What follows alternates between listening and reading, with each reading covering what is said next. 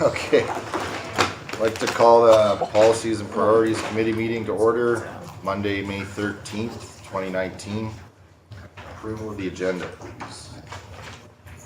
Councillor Kirby. Okay, the Monday, May 13th, 2019 Policies and Priorities Committee meeting agenda be approved as presented. Seconder, Councillor Norbury. All in favor? Carried. Adoption of minutes, April 8th, 2019. Policies and Priorities Committee meeting minutes. Recommendation, please. Councillor Majinski. The April 8th, 2019 Policies and Priority Committee meeting minutes be adopted as presented. Seconder, Councillor Kirby. All in favor? Carried. Thank you. Any business arising from the minutes? Staff? No? Okay. All right, moving on to 5.1. Urban Systems, Parks and Recreation Master Plan. Edward Stanford on behalf of Urban Systems to present to Council on the Parks and Recreation Master Plan. Oh, sorry. Visiting with Lloyd.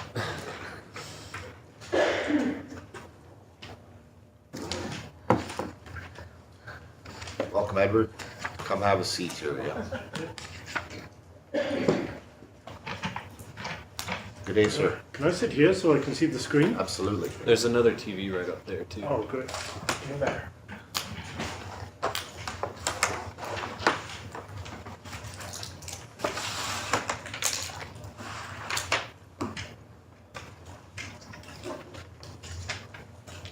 We need to start?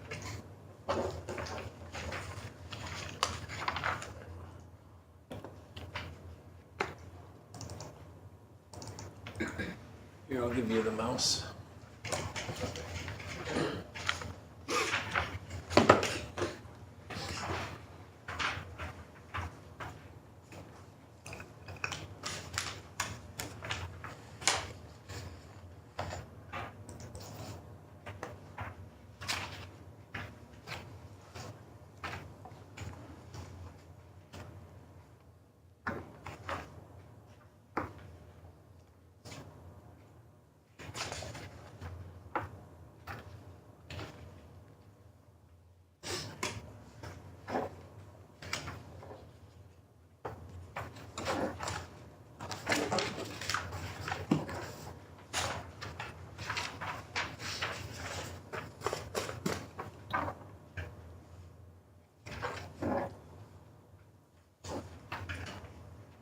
You got a few pictures in this one, hey? Well, there weren't that many, but is it running off the stick? Yeah. Okay.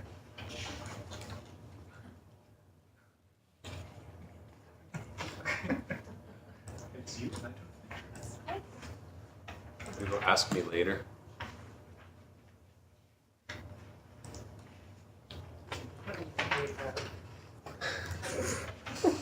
Just. I can't.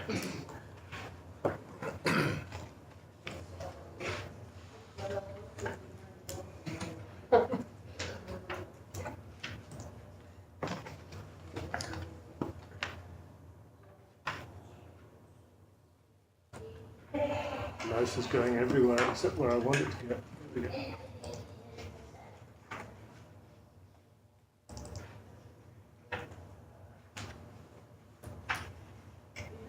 Great. All right up. Yes. Great. Thank you, Your Worship.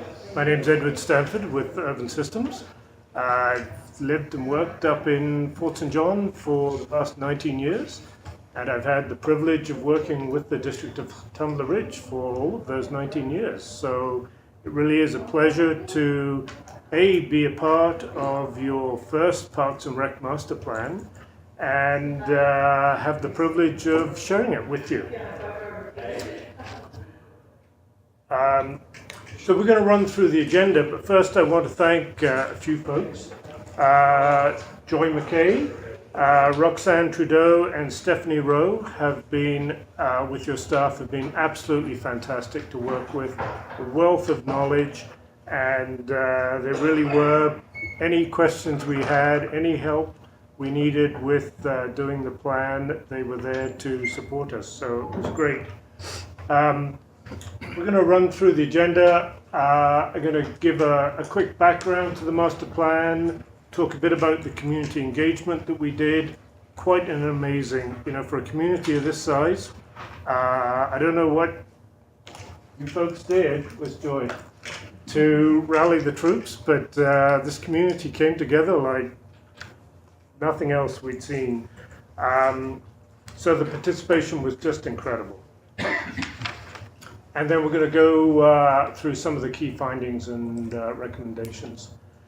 So one of the important things about the Parks and Rec Master Plan is it does need to relate to all the other plans you have in place. It would be ridiculous if it stood out on its own and didn't fully support what your other plans have in place, particularly the official community plan.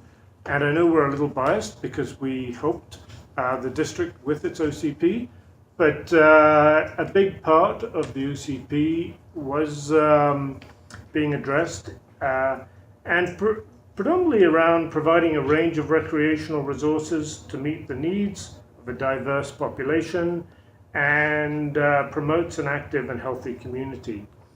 So the other two plans that were a big help to producing this plan were the Tourism Next Dev plan and the UNESCO Geopark plan. So just going to talk a bit about the process. As I alluded to at my beginning, the community survey was an online survey that we did, 162 participants, just incredible. Youth survey, and again, thanks to Joy for really pushing that. We've never seen these numbers with a community like this size. There were focus groups, these are the stakeholders, pop-up panels, and there was a final draft online version that went to the community groups, and we didn't receive any comments back. But when we look at these numbers, this is nearly 10% of the population has contributed to making it the plan. So it really is your community's plan. When we look at your population, the population stats themselves are important only from the perspective of what sort of services and programming and facilities are you providing compared to comparable communities.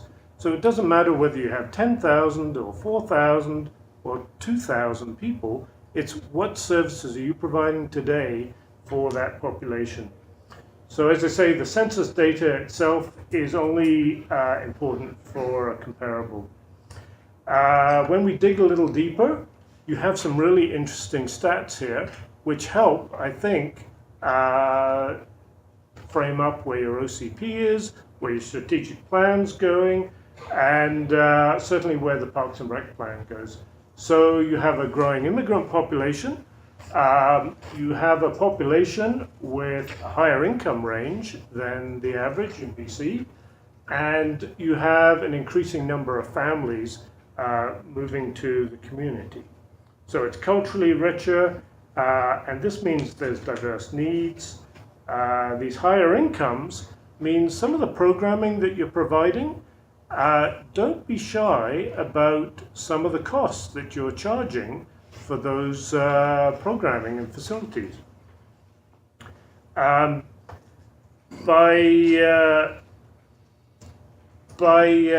the information that we received from the community, and when we compare this with other communities, because every community likes to benchmark themselves against other communities, you do have a much higher standard, a much higher variety of programming and facilities than communities of a similar size or larger.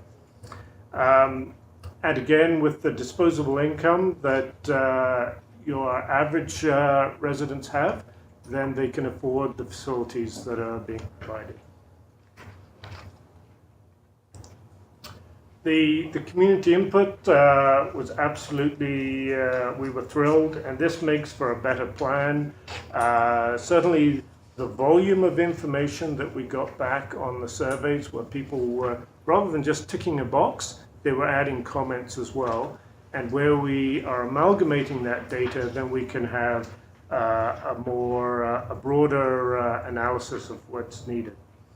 So, as I say, we did the online survey, the youth survey, we had hard copies of the survey at the rec center, and meeting with the user groups. The overall feeling was generally people were very satisfied with the services and facilities that you're providing. So, digging a little deeper into the outdoor recreation, we had a number of 96% of folks we quizzed had used the trails in the recent past. There are 85 kilometers of trails. There was, the trails came out way on top of everything else. And then as far as satisfaction, the folks would like to see an expansion, dare I say it, on the trail system where they're connecting the trails to each other. There was a great number of people using the natural area around town, and people were very attached in their neighborhood parks closer to the residential. When we see the numbers on maintenance, these are really great numbers. So again, hats off to your crews who are out there maintaining summer and winter for these facilities.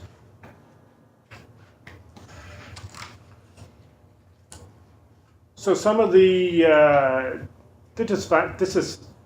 dissatisfaction is a strong word, but for lack of another, these are some of the things that the population was asking for. Public outdoor washrooms, particularly associated with the trail system, and we're going to get into a little bit more on that. Places to walk dogs. This was an unusual one for a small rural community. We don't generally see this, but when we do have a population that maybe lives in duplex or apartment type living, then the dog walking or dog parks are an area for socialization. So it's not as much about the dogs socializing with each other, it's about people finding places in and around town that they can socialize with their neighbors. And how better to do that than your dogs are playing, so why shouldn't you play? Again, winter activities in the parks. So, I mean, it's really hard to provide programming in a neighborhood park beyond a fire pit, fireworks, maybe a snowshoe trail, snow carving, those types of things. So it's understandable that might have hit the mark. Outdoor festivals, this one was strange because in other parts of our survey, folks were really pleased with the way the festivals are being put on. So maybe it might be a reflection of maybe news of maybe GrizzFest not happening this year or something like that. It might have been a particular response to something because, as I say, we got some pretty good positive remarks about the festivals that go on. Outdoor skating oval, not sure where that one was coming from, but it's pretty low there. As far as, I'm just going to go back. Okay, I'm going to go forward. So some priorities.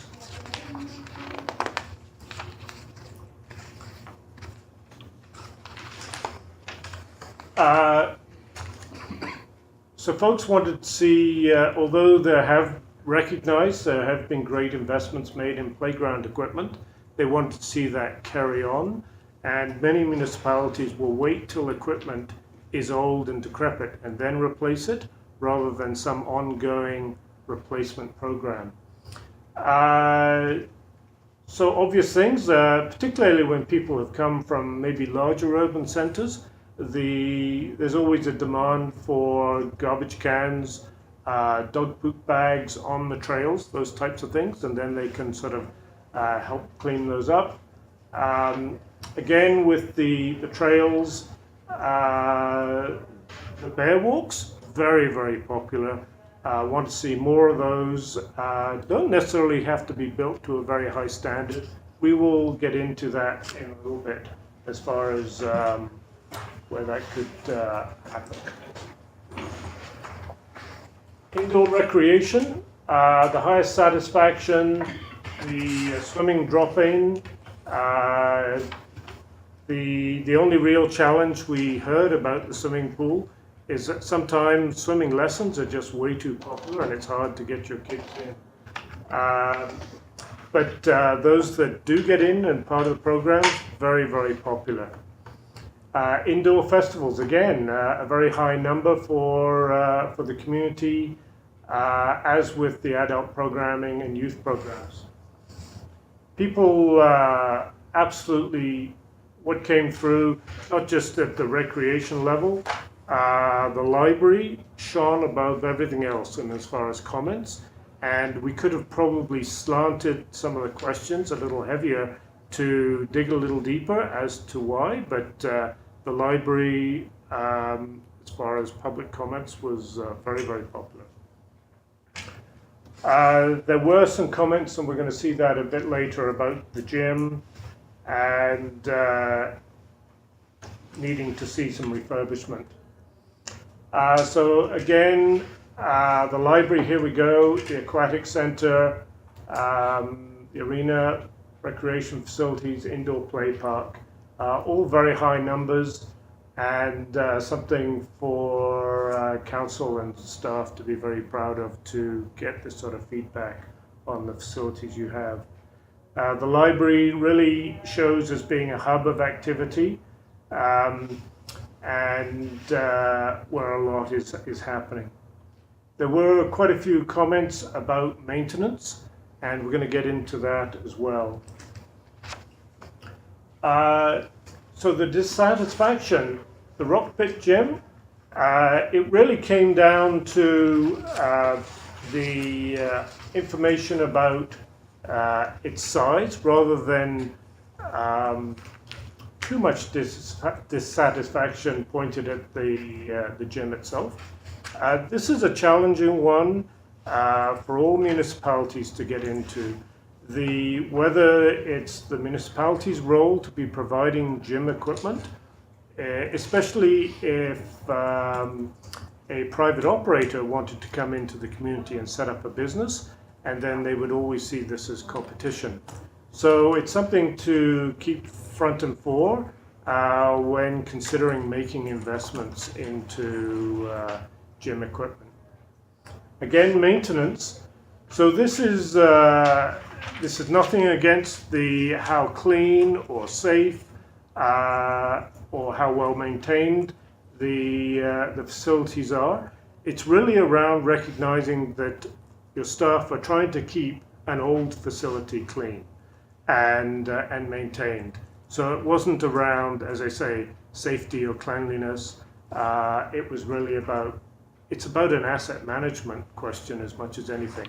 Some of your assets are getting older.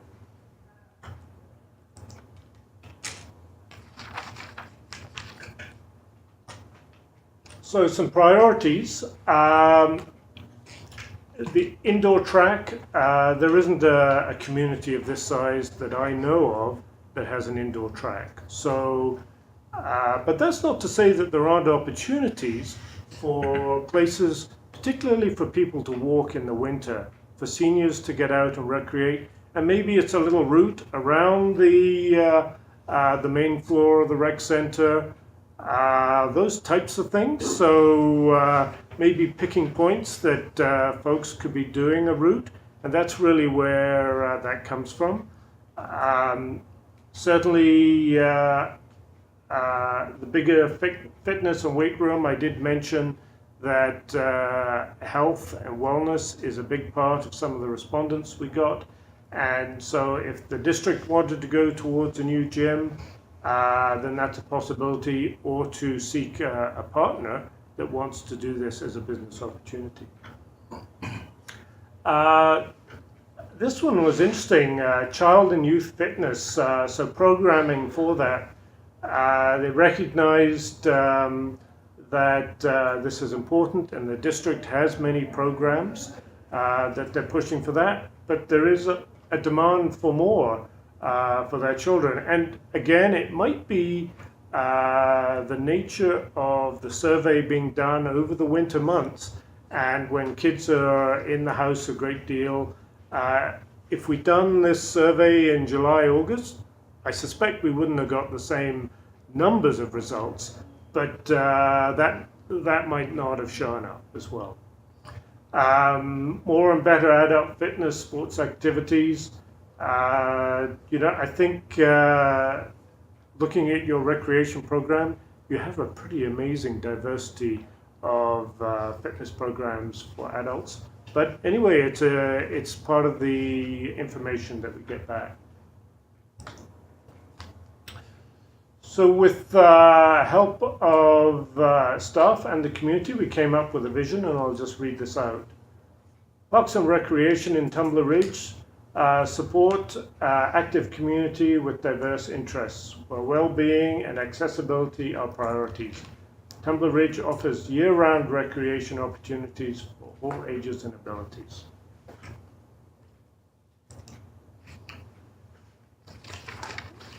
So, I'm just going to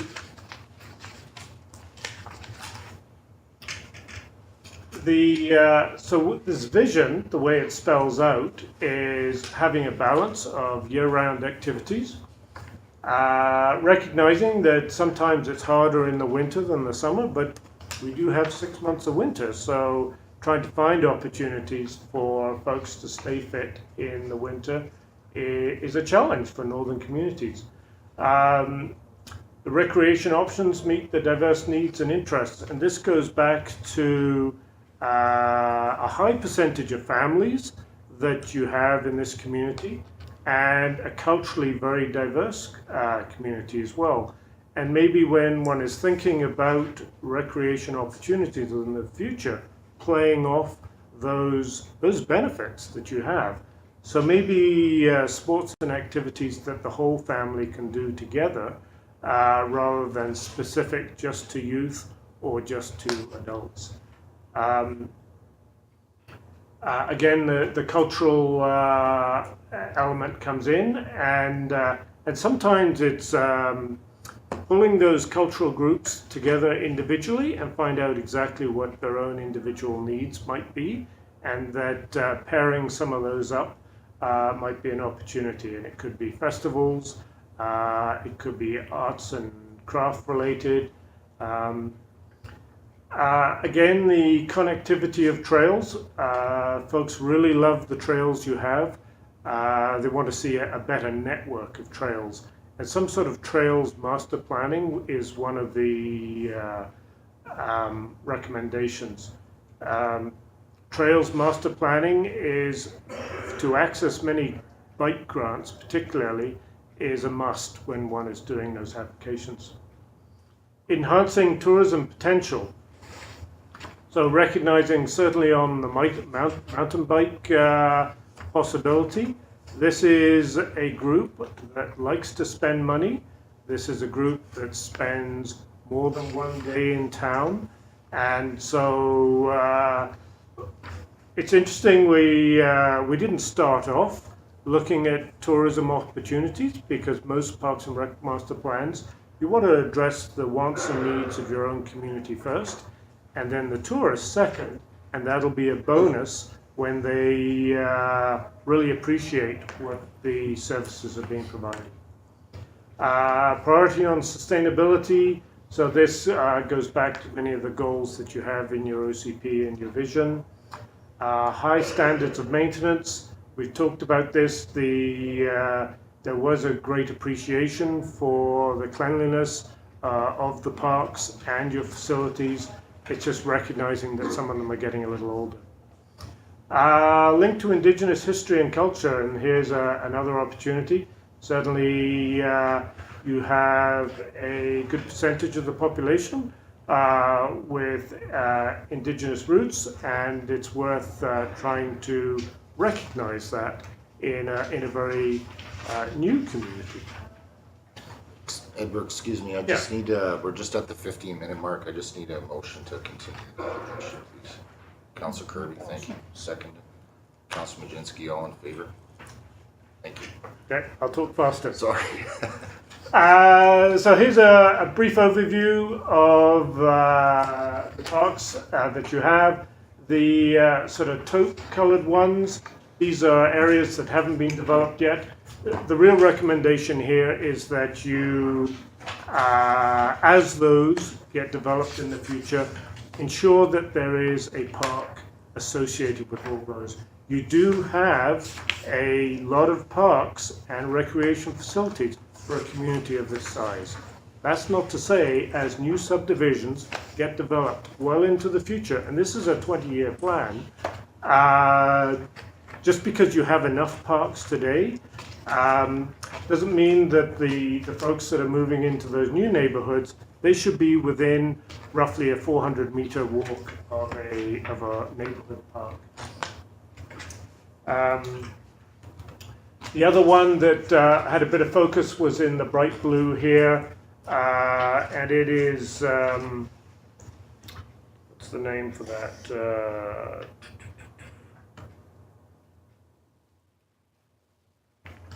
I don't have it here. Anyway, at the moment, it was being used for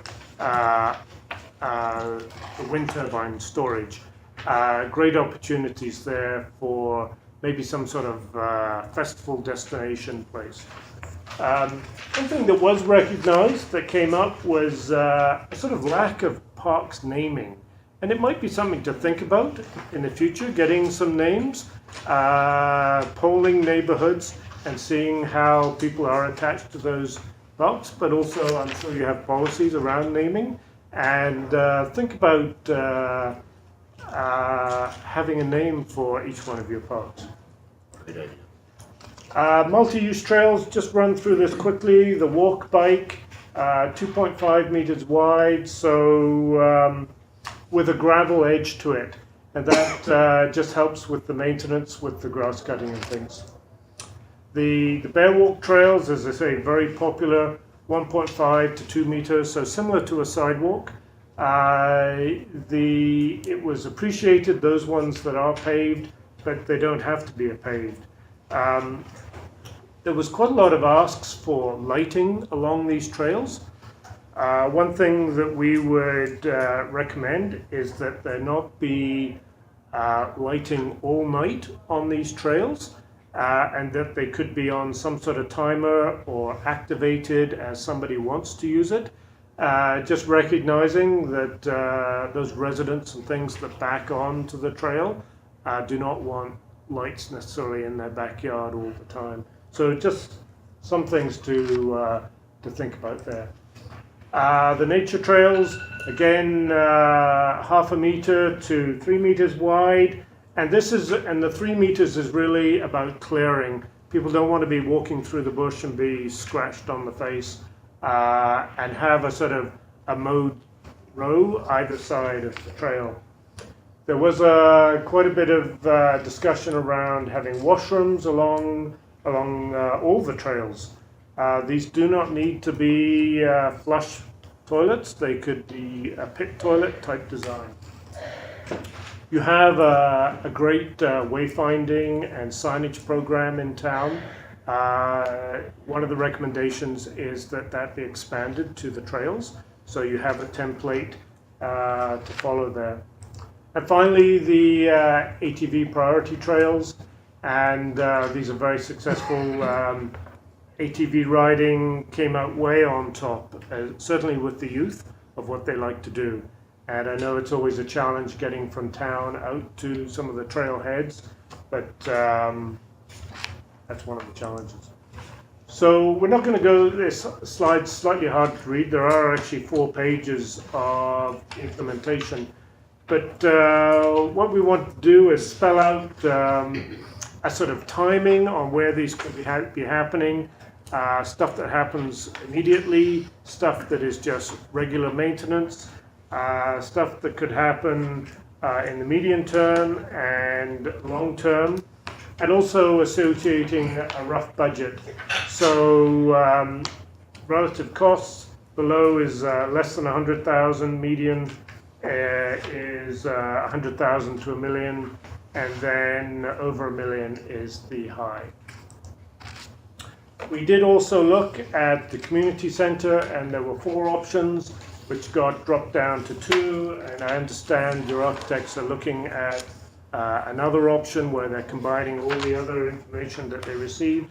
But really it was around increasing daycare space, expanding the rock pit gym, and large equipment storage was an issue. So I'm not going to go into details because you are awaiting that next plan from the architects. So there are a whole series of capital recommendations, short term, as I say. I don't need to go through all this, but the interesting one was the tennis courts. They really are not getting used very well. That's not to say that some investment couldn't be made in the tennis court, resurfacing them and repurposing them, so that if somebody did want to play tennis, they would be laid out for tennis. But there are other demands for pickleball, one-on-one basketball, street hockey, those types of things. Even somewhere for young kids to go and ride around on a trike with a fence around it. So not having a single purpose, having multiple purposes there. So longer term, we talked about the lighting, maybe an off-leash dog area at a central location where folks can come. A pump track came out high in some of the numbers, but it would need to be centrally located for biking, and particularly different ages of kids, and that's another family activity that could happen. A lot of push for the mountain bike trails. We talked about signage and fitness and daycare, and that could come with the programming that the architects come up with for your rec center. Again, longer term, the mountain bike and the opportunity of really putting Tumbler on the map the way other communities, similar communities, whether it's Cumberland, Valemont, even Kamloops to a certain degree. The boat launch was an interesting one because it's really a reflection of the investment that you've made in the boat launch. It is very popular. There are challenges with parking, and I know MOT's tried to address some of those. But as that boat launch becomes more and more popular, you're going to need more truck and trailer parking there.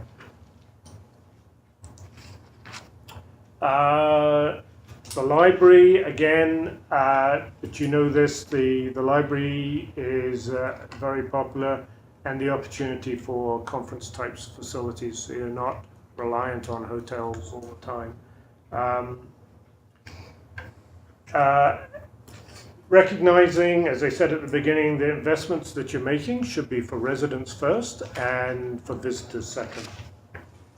And finally, the way you can use this plan is for putting together budget numbers when you're doing that. And this master plan is it's a guiding document when you approve it. It's not committing council to anything. It's a plan. And like any other plan, it's there for discussion, it's there as a source of ideas, it's there as a reflection on the input from the community and some ideas for improving on that. Excellent. Thank you very much, Edward. That's I've been through the plan. It's it's very well done, and I really like the stats as far as the demographics go. And like you said, it's something that we're going to have to bring towards our strategic plan and really start to prioritize some of these things. But it's really important to recognize the input from our community, and it's nice to see that there was such an uptake on all of it as well. Council, do we have any questions? Okay, thank you very much. I just want to say, the plan you have in your package, we did, Joy noticed a couple of little tweaks, so photo credits and those type of things. We'll get an updated copy. Well, it has been done, but we didn't have the time to get it into your package. Okay, perfect. Thank you very much for coming in, Edward. Okay, moving on to 5.2, Forever Young Society, kitchen upgrades and letter of support. Forever Young Society to request a letter of support for updates to the kitchen in Willow Hall, as well as to inform council of the details of the upgrade.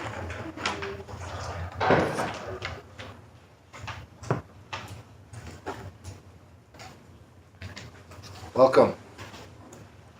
Where do you want us, right here? Yeah. Gotcha.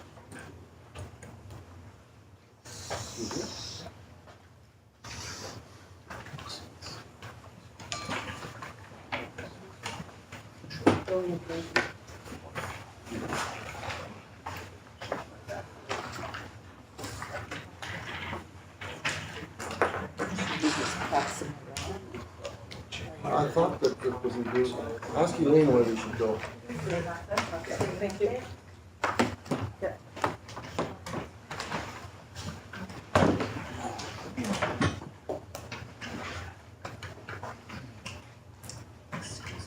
Should our little reports open?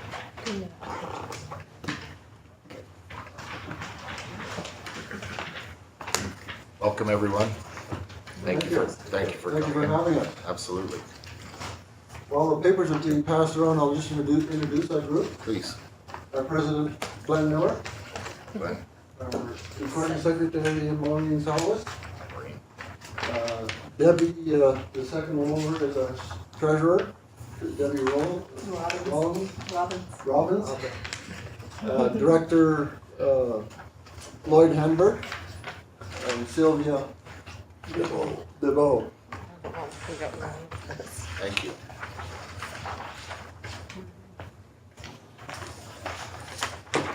And I should introduce myself. I'm Dick Leakai. I'm Glenn's vice president.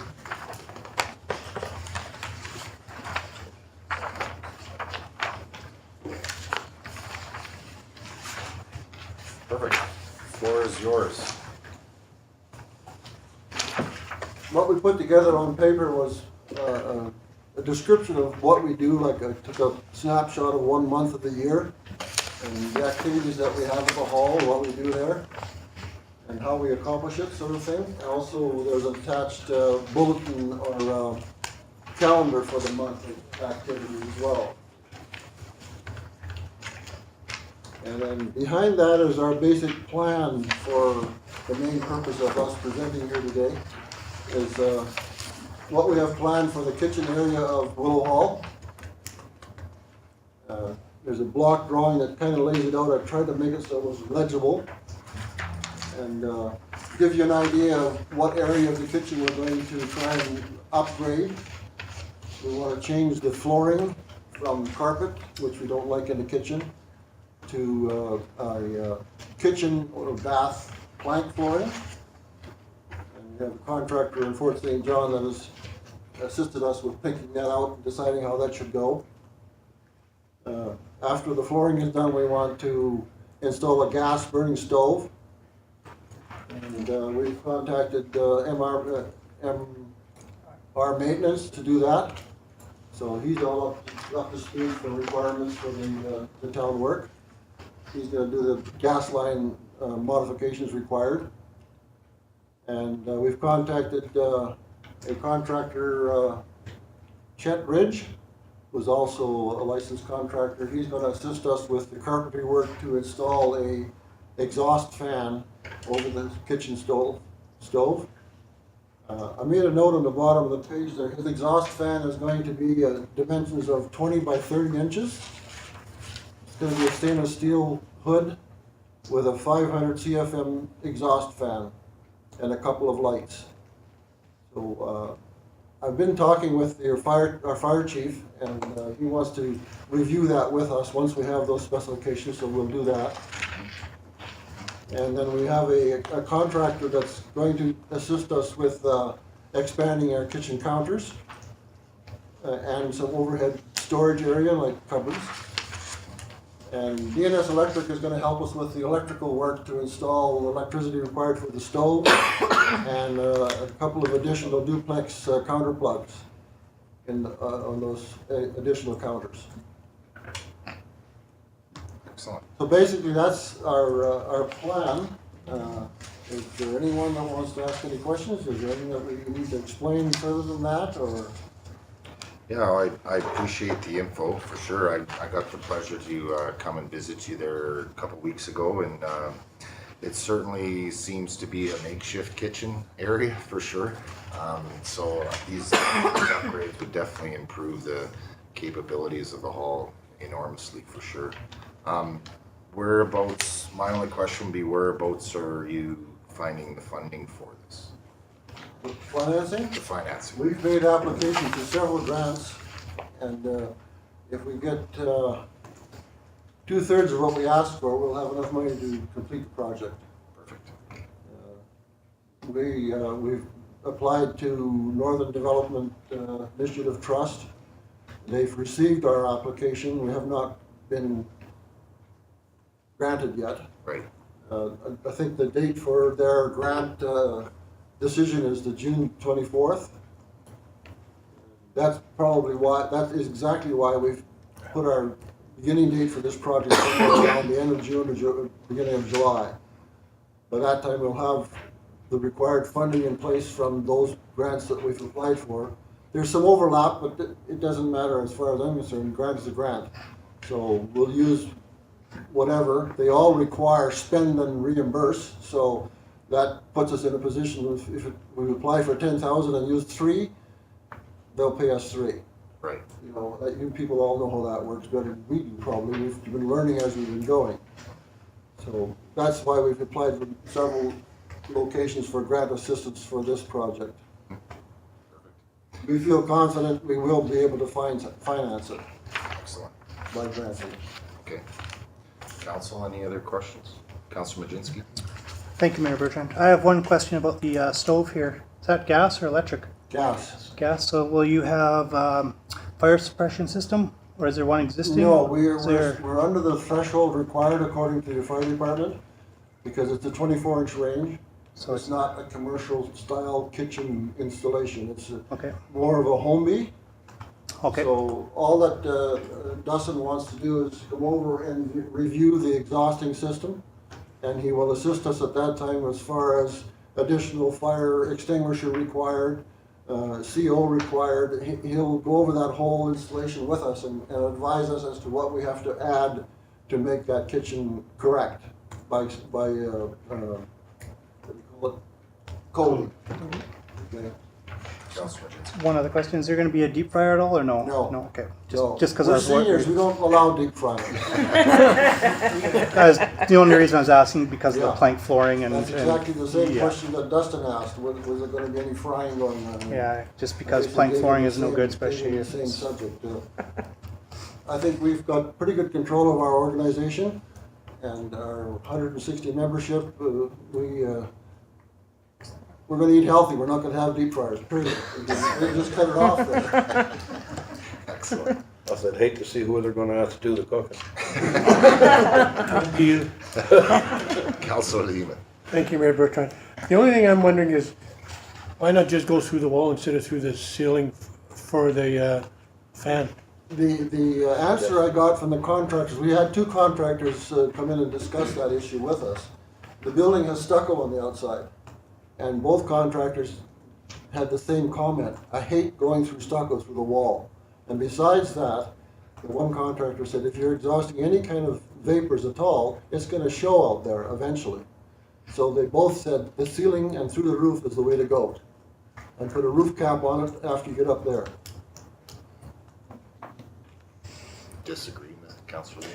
I have one in my house, and it goes out the side, and you can go look. There's nothing out there. It's 600 CFM. I've got a 30-inch gas stove, and it works well. And it's a shorter run instead of going up. I find it works, and you have a small. It's a pretty small stove, Yeah. so that 500 CFM should work pretty good. But it's just, I never like going through a roof if you don't have to, because that creates another problem. And cutting stucco is not rocket science. We didn't really know anything about it, and this is just what we got from the contractor, you know, like Yeah. it was over and like, And when they both agreed, we thought, well, that's the way. I mean, we're just seniors, so we don't know nothing about that stuff. We're So you have to late. rely on We're late. experts to assist you with that kind of decision. No, I'm just Yeah. trying to make it easier, that's all. I went through stuff. Any other questions? Councillor Howell? So why gas and not electric? Our electrical panel in that building is not really capable of doing an electric range. Okay. It's, according to Dave Marys, when him and I went over that electrical panel, he says, you know, you're just about at limit here. I can manage what you're asking now without a problem. But he said, if you want to increase electrical intake to this building beyond this point, you're gonna have to put a sub panel in. So that, and the other reason that we had the gas stove, we have a gas stove that's been donated to us. So that kind of put us in that direction right off the bat. Right. Our coordinator that does a lot of the kitchen work around, she prefers gas. So for those reasons, we went to this. And does anybody know where the gas line is located on the building right now? right outside where the stove's gonna be. Okay. When Short run. Bob Curry and I went over the gas requirements, he said, this is beautiful, I only need about 4 feet of pipe and I'm in there. So, Excellent. Okay, any other questions, councillors? Thank you very much for the information, and we'll be sure to bring that letter of support request to our next council. Thank you very much for coming in. thank you very much for having us.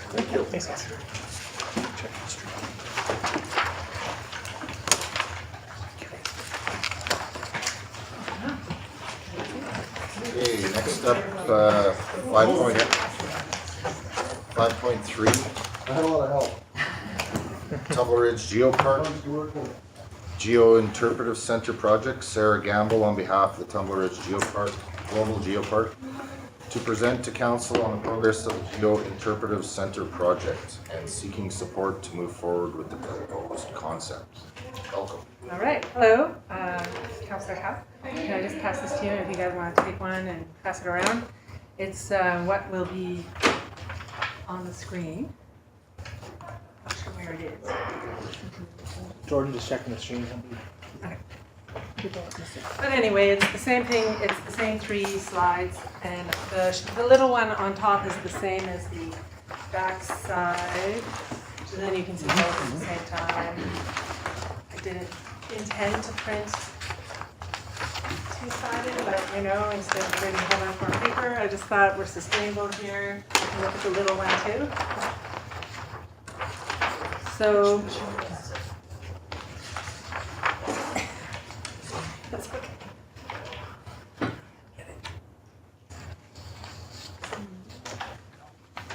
So for the gallery, we'll bring it up.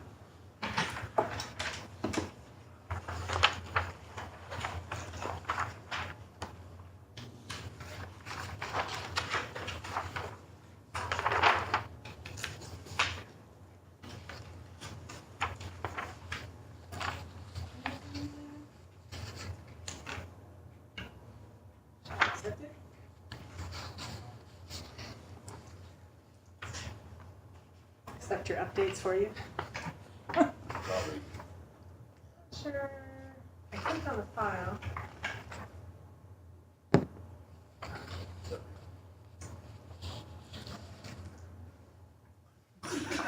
Here's first day, I guess. Okay, thanks. Let's take a tour through the picture.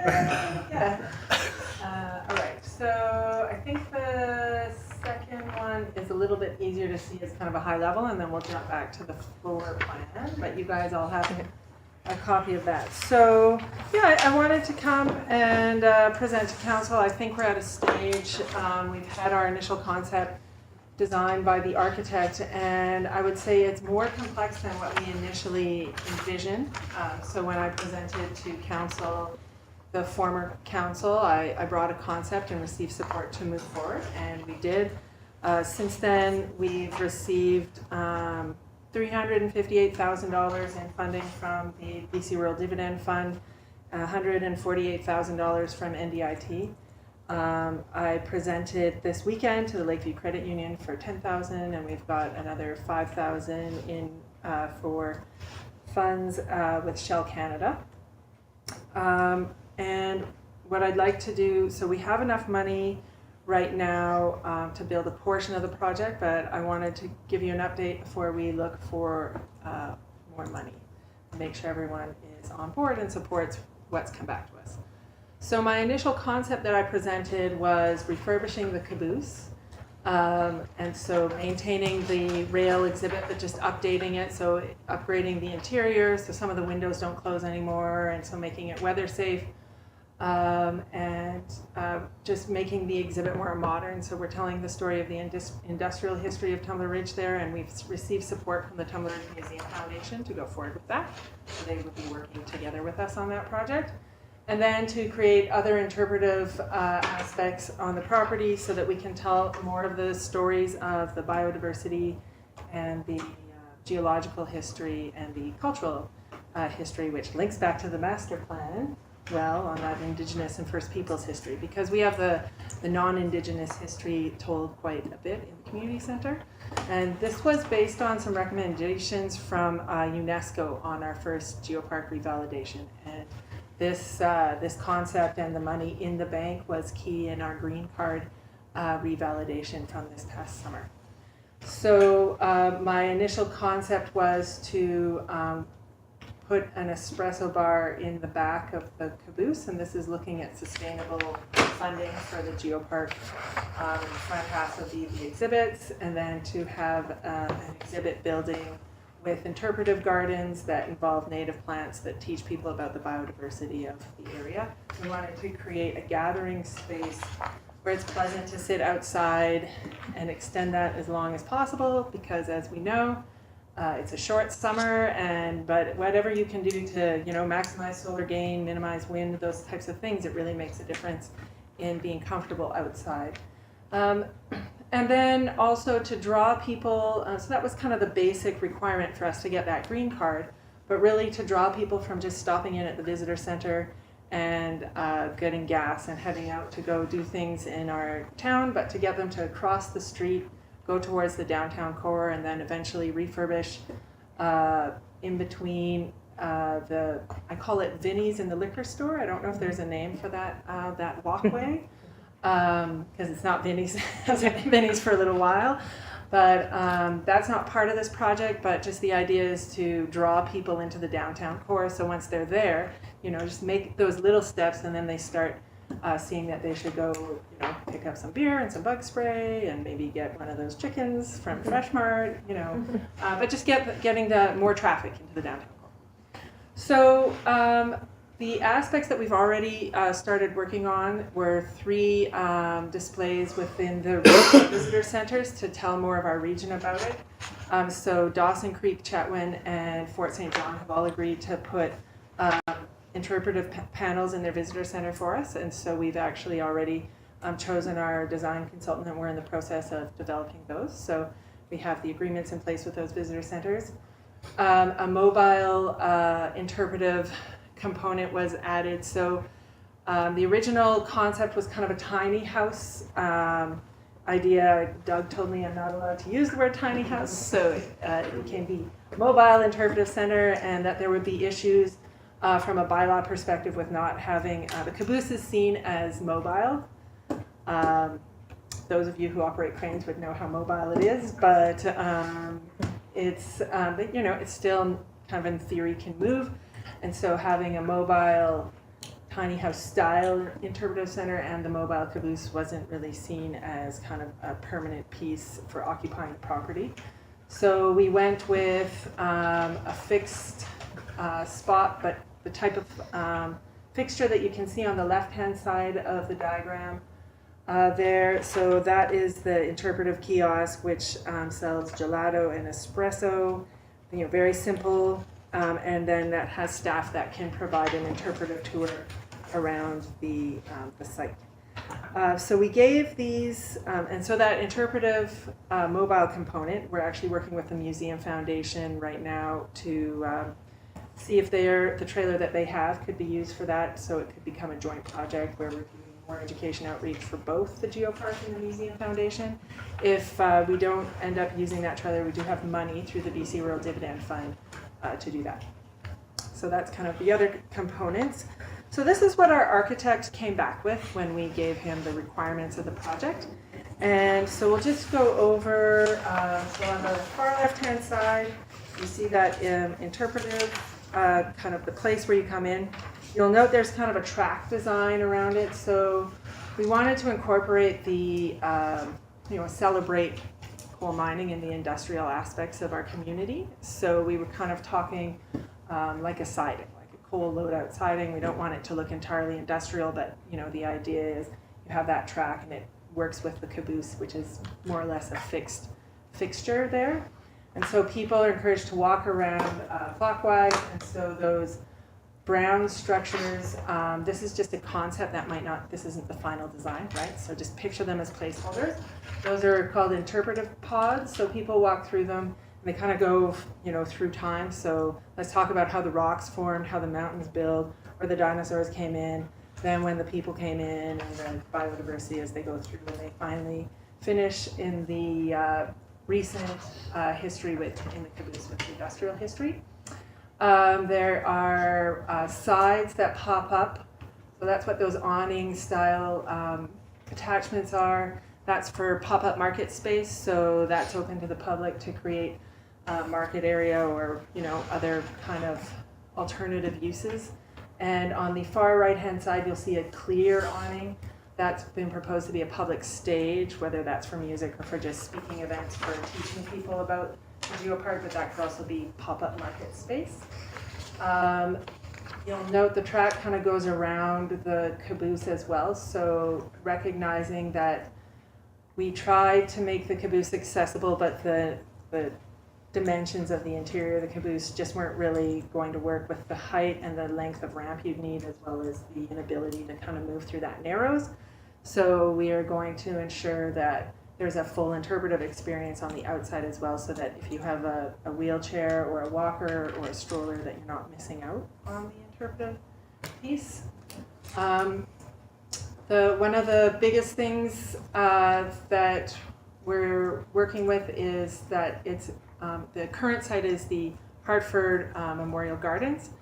And so I reached out to a member of the former garden club, Ellen Stager, a year ago and talked about it, but I do feel that she didn't really understand we had a different understanding of the discussion, and I don't think she was aware that we planned to change where the plants would be.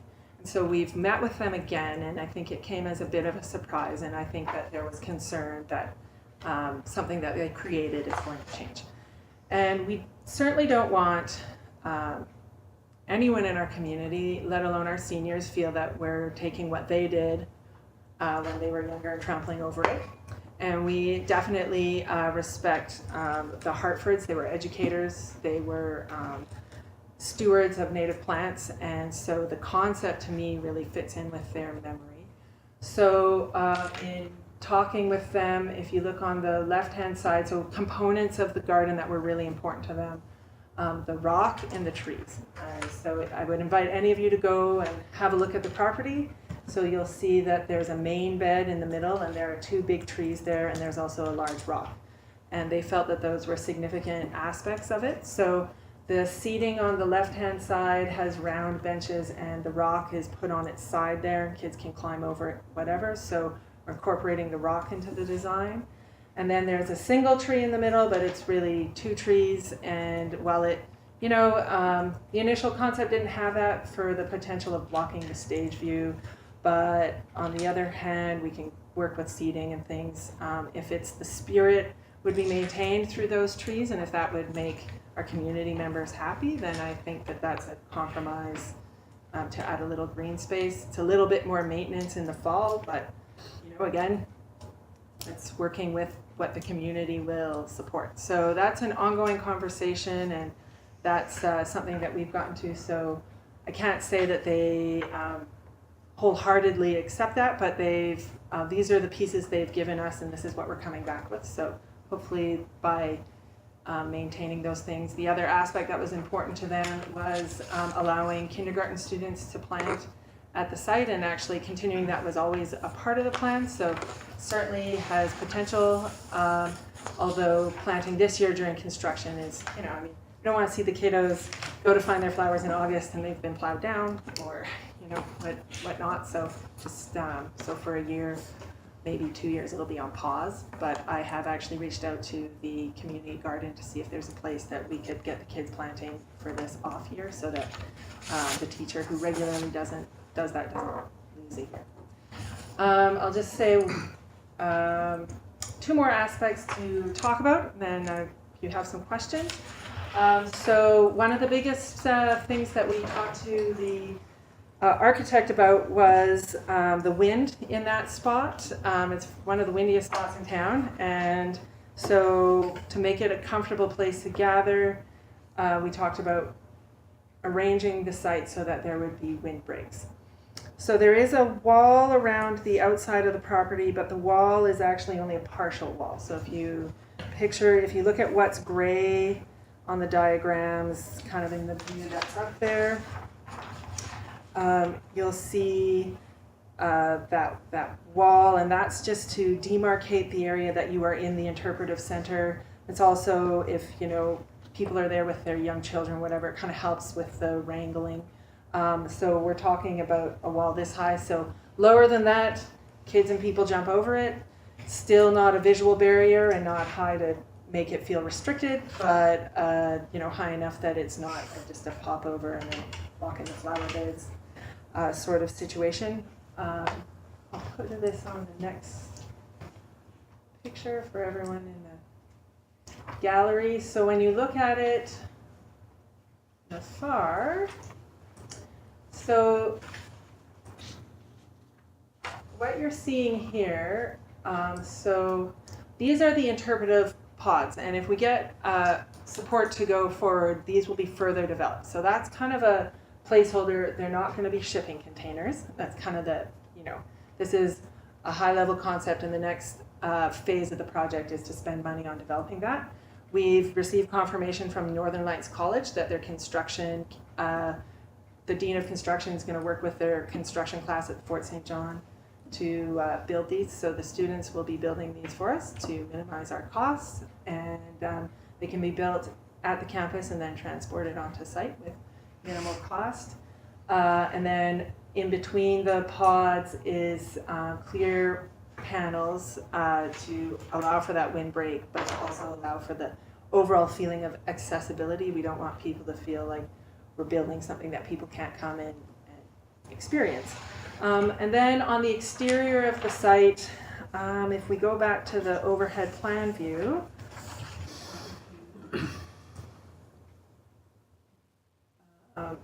there are a series of plantings around, and so that's where we really put interpretive panels and information on the native plant species in the area. So that's, and really commemorating the Hartfords. Plants that can be moved from the existing beds will be reutilized. If there are non-native species that don't kind of fit with it, we've talked, one of the things talking to the ladies from the former garden club was that they could reuse plants. So we would reuse where we can, but no plants are going to be turfed, so we're going to make sure that those live on. And a recommendation was to have an interpretive panel talking about the Hartfords. There was a little bit of resistance to that idea from the garden club folks. so they weren't quite comfortable with our concept. They didn't really want to celebrate the Hartfords anymore. And so that's a further discussion. If the overall community doesn't want that, we won't build that. But if people feel that this still should be a place to celebrate the Hartfords, then we will. And that's kind of at the next stage when we get into the interpretive panels. Yeah, so that's kind of the high level concept. So as you can see, there's like the money in the bank right now will pay for all of the structures and all of the interpretation plus the components we've already started. To make this concept a reality, doing more landscaping, there's a bit more groundwork for the additional buildings, and to build the windbreaks, I'm looking at about $200,000. I'm going to apply for a capital infrastructure grant through BC Gaming. They're hard to get, so I'm not going to make any promises, but you know, that's a really accessible fund that is coming up June 30th, so we'll be applying for that soon. We'll also be applying, I've already applied to the Lakeview Credit Union, Shell, and Community Forest is another place I'd like to talk to, especially about the native plants. And yeah, so that's my concept right now. I'd like this to be, I'm envisioning a 10-year installation. One of the things talking to Mr. Wall is about maintenance. If you build something, you have to make sure you can staff it or maintain it. And this is not a district project. This is a Geopark project. It's a joint project. The application was a joint one, but we're definitely taking the ownership of it.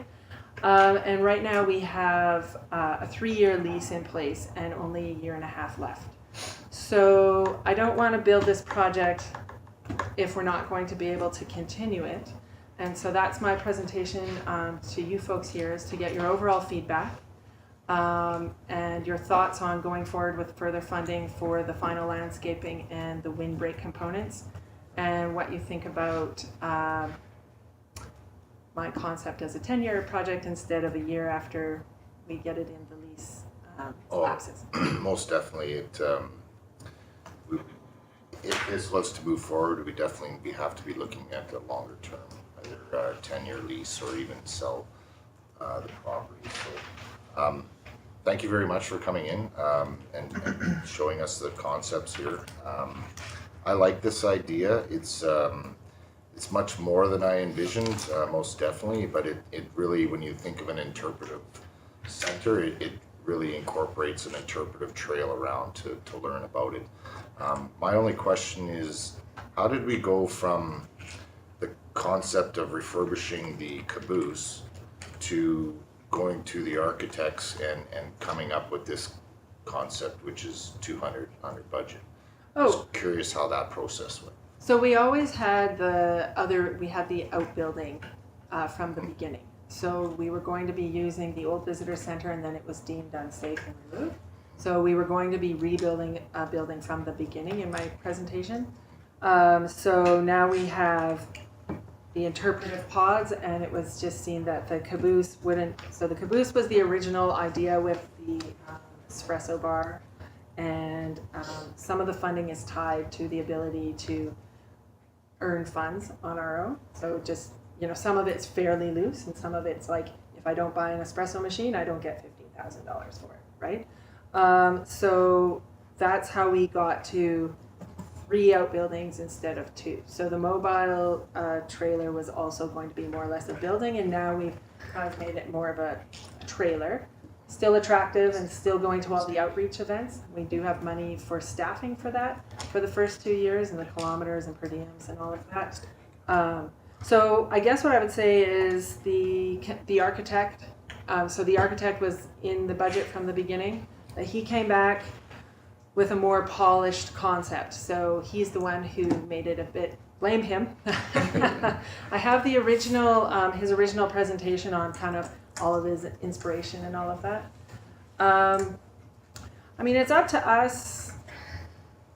I think to do this, to this level, we need $200,000. If we don't find that money, I still have the buildings built, and you know, we can do it in phases, right? And it's not like the project will be a failure if we have interpretive pods that you can walk through, a place for people to meet, and the refurbished caboose, you know, that still meets the initial goals. But I think this concept is more of a drawing area.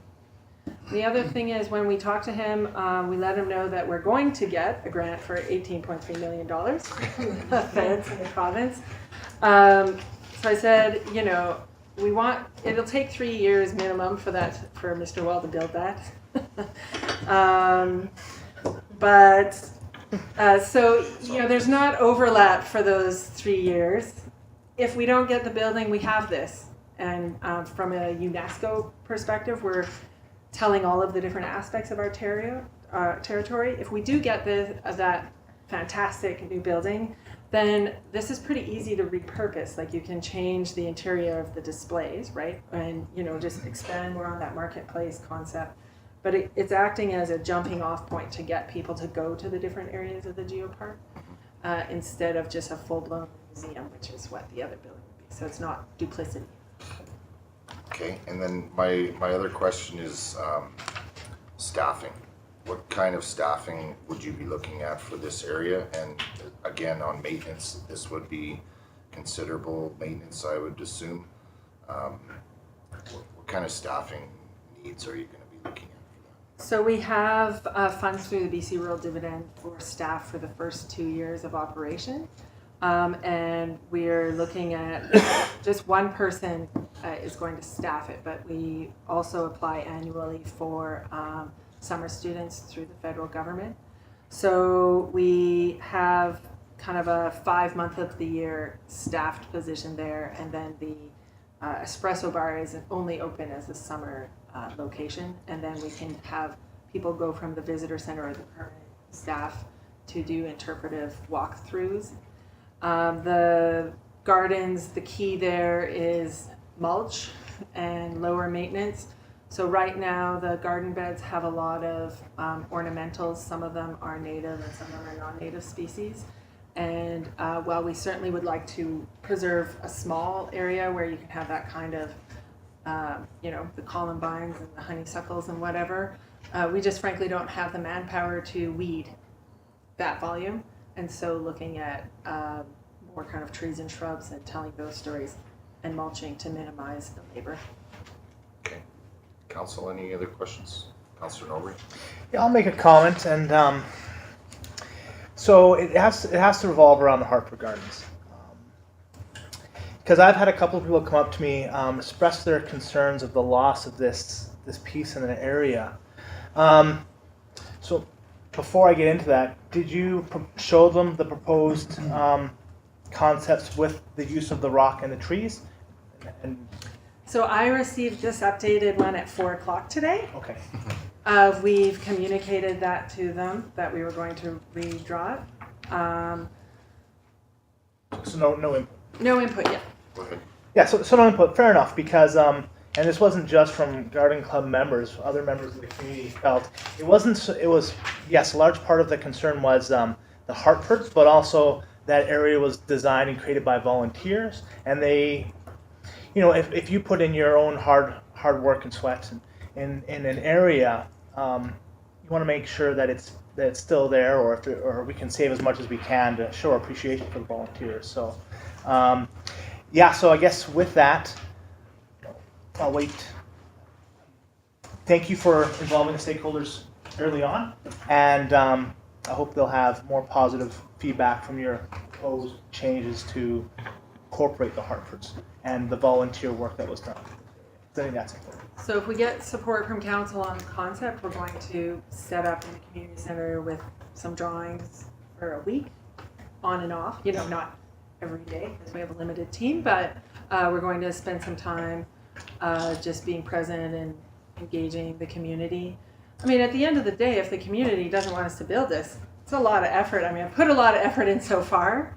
You know, we can't get the money back, so we'd have to pay back money if we didn't go forward. Like, this is $10,000 to get to just the architect, right? But that being said, if no one wants it, I'm not going to build it. You know, we're going to do something that the community wants, right? But I will say that when we started looking at this property, the idea that garden could not change was not brought forward. And so that is a concern I have. If the garden can't change at all, then we can't build at that location.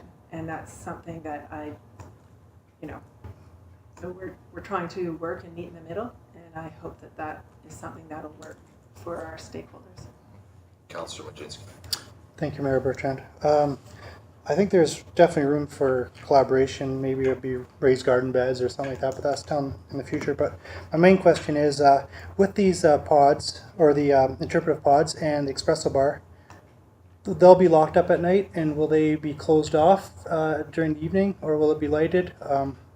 Just so that, like, say people, like, say the espresso bar is closed at 5 or whatever, can people still convene there in the evenings? Are these pods open, or do they actually shut down with where these looks like awnings? Do they close up, or are they just permanent open awnings, or? So the awnings are actually for outside market space, and you walk through the interior of the pod, and so they have doors that you can close, and I guess that's a good question.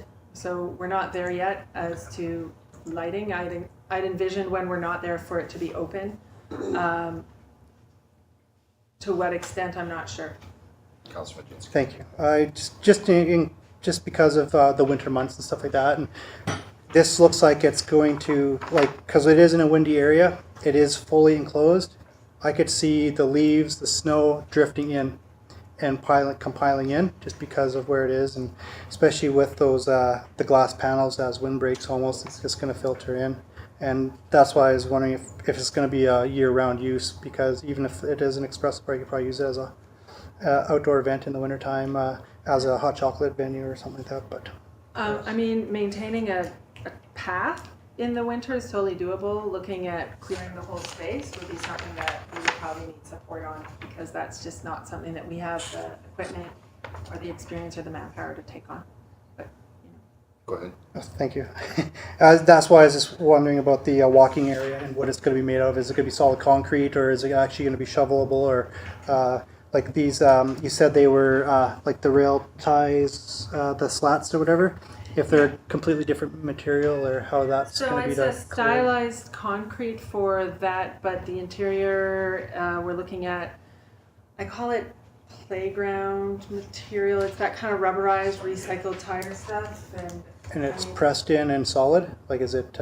Yeah, you can shovel it. I mean, for example, the Grand Prairie playground in Municipal Park has it, so it's for our region. Oh yeah. For me as a parent with young kids, I'm just picturing making something really family friendly so people can run around or whatever, and it's kind of, but also it's often maintains heat, radiates heat, and while we have some warm days in Tumbler Ridge, I think the biggest thing is extending the usability in the shoulder season, so it's a warm place when you go in there. Okay. Any other questions, councillors? Councillor Helm. So I like your enthusiasm. I sure like the things that you're bringing to the community and coming up with some unique ideas and putting a lot of work into this stuff. I'm a little concerned how we went from a mobile tiny house that was supposed to be able to go to the trade shows in Dawson and Fort St. John and all around, and then have a permanent parking facility near the caboose where there would be a platform of some sort or a bathroom. We had talked about that there would be, you would park it there and it still could be used when it was not out of the community. And then we've come to this, like, this is quite a bit larger. Is the reason that it's become larger is because you're getting more money, or the grants that you're getting to are higher? Or? So there was always an office and bathroom. So if you look at this espresso building, that's the same size that we originally proposed with the mobile trailer. Park beside it. Yes. Yeah. Exactly. And so having Northern Lights College built pods allows us to get the three structures to tell, I guess, with the not being able to have the tiny house, we looked at smaller trailers. Why are we not able to do the tiny house? Apparently it's a bylaw with permanent things being parked downtown. That's what I got from a meeting.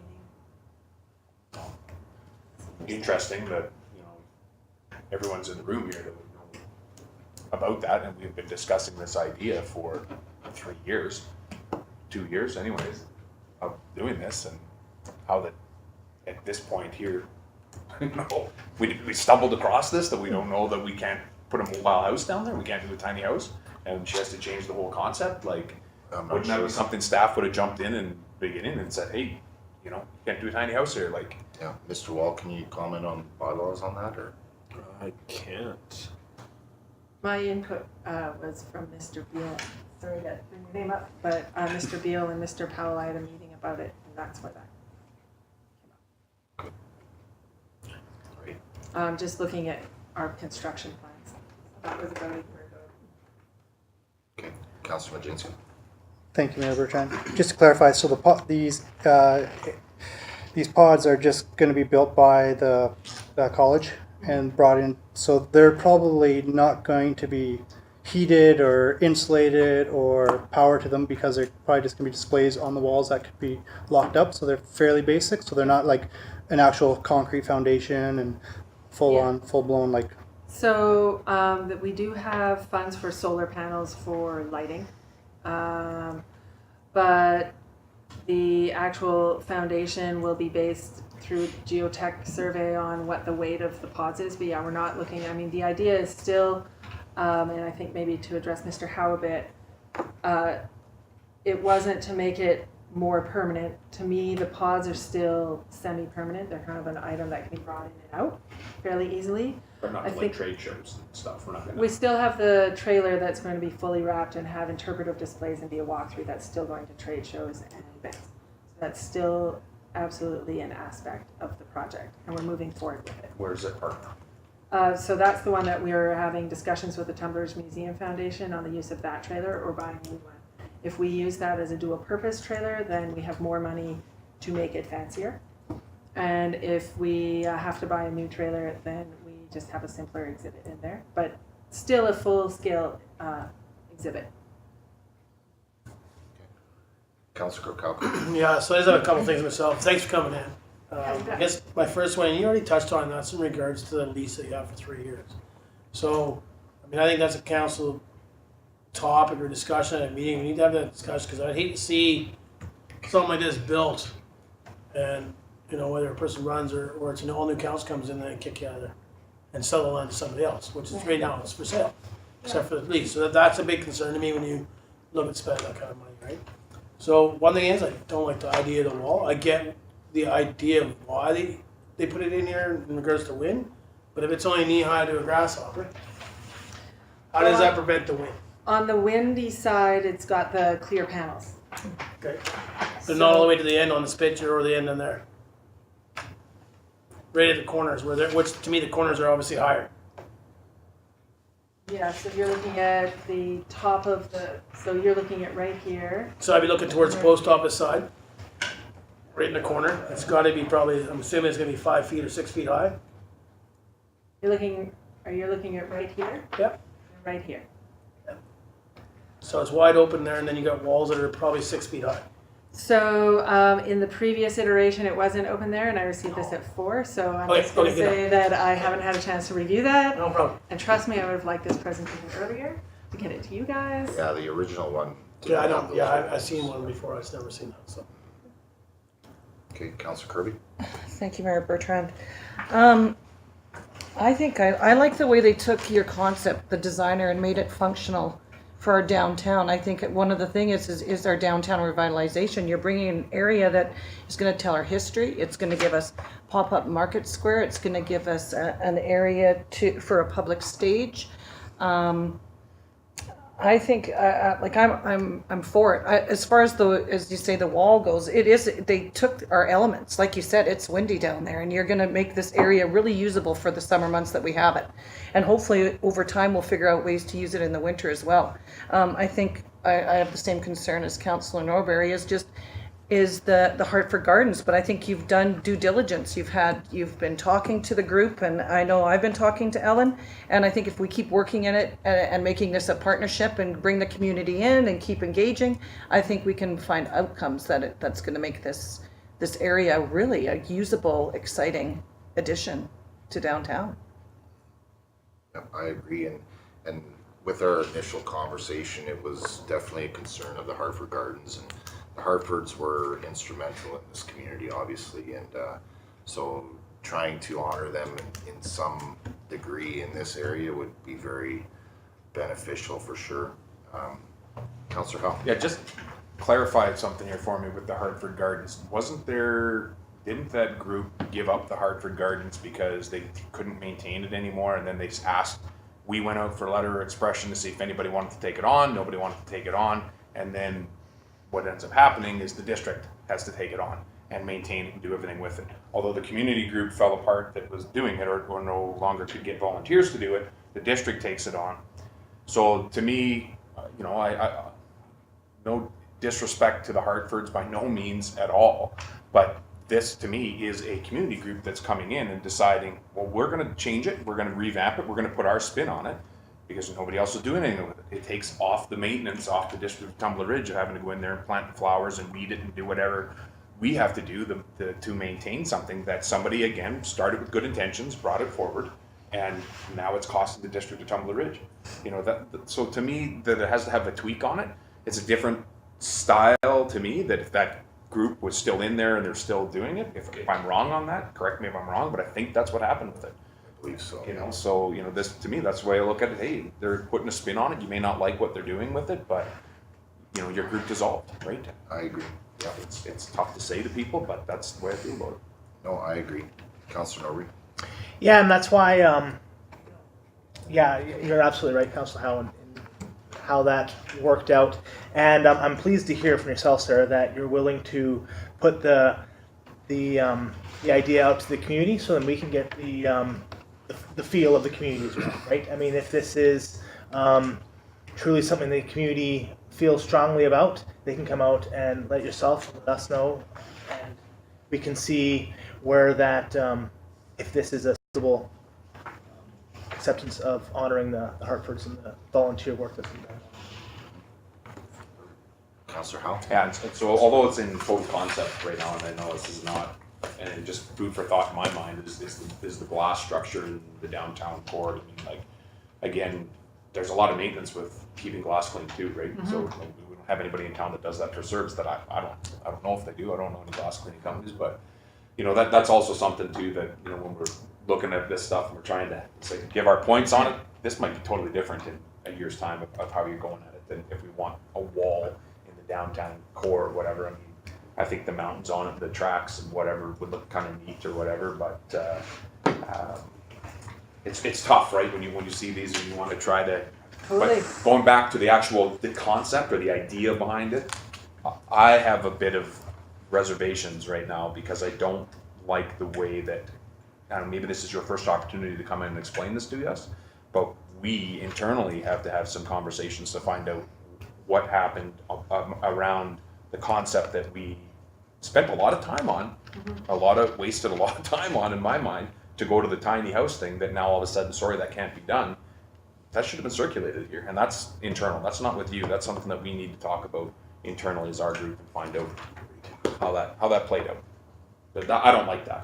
That bothers me. So, Councillor Lehman, did you have a comment? No, I guess so. Thank you, Mayor. I'm just thinking like the thing with the Hartford Gardens. I mean, that rock, you put a plaque on the rock, and that could still be, you could have it saying that this is the Hartford Gardens or part of. And I don't think that would be a hard thing to do. And I think some people might be offended or might not feel that it's right. But I mean, you're still honoring the Hartfords. And I think that's all that anybody can do. So I don't know. It looks pretty interesting to me. Well, I think it would be an incredible revitalization of that corner for sure. Any other questions? Okay, thank you very much, Sarah, for coming in. Okay. We'll, Thank you. talk about this amongst ourselves and get back to you as soon as possible. Great, thank you. Thank you. Take a small, short bathroom break, anybody? Sure. 5-minute recess.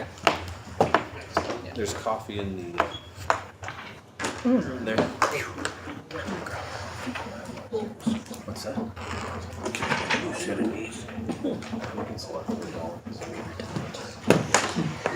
Battery died. Oh, really? Huh? On your laptop? Oh, no. And if you can't sleep tonight, you can blame me too. Yeah, thanks. I was wondering how that part worked. That was the only part I was together. Besides the wall.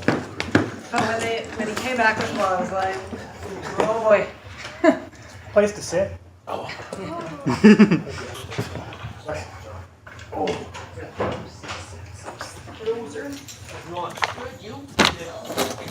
Yeah. I'm doing really well, and yourself? Hello, just saw you in November. Was, just Oh, before the the election. Great. Yeah, I know that we're gonna get for sure, no problem. The family's all well? Yeah. Yeah? Yeah. Just because, like, they're all What news of them? What's up with them? Yeah. Carrie had a Cheyenne campaign. Oh, that's exciting. It is. Yeah. And, Okay. I remember money. I won't be here, tomorrow, I'll be in Prince George until. She was. Okay.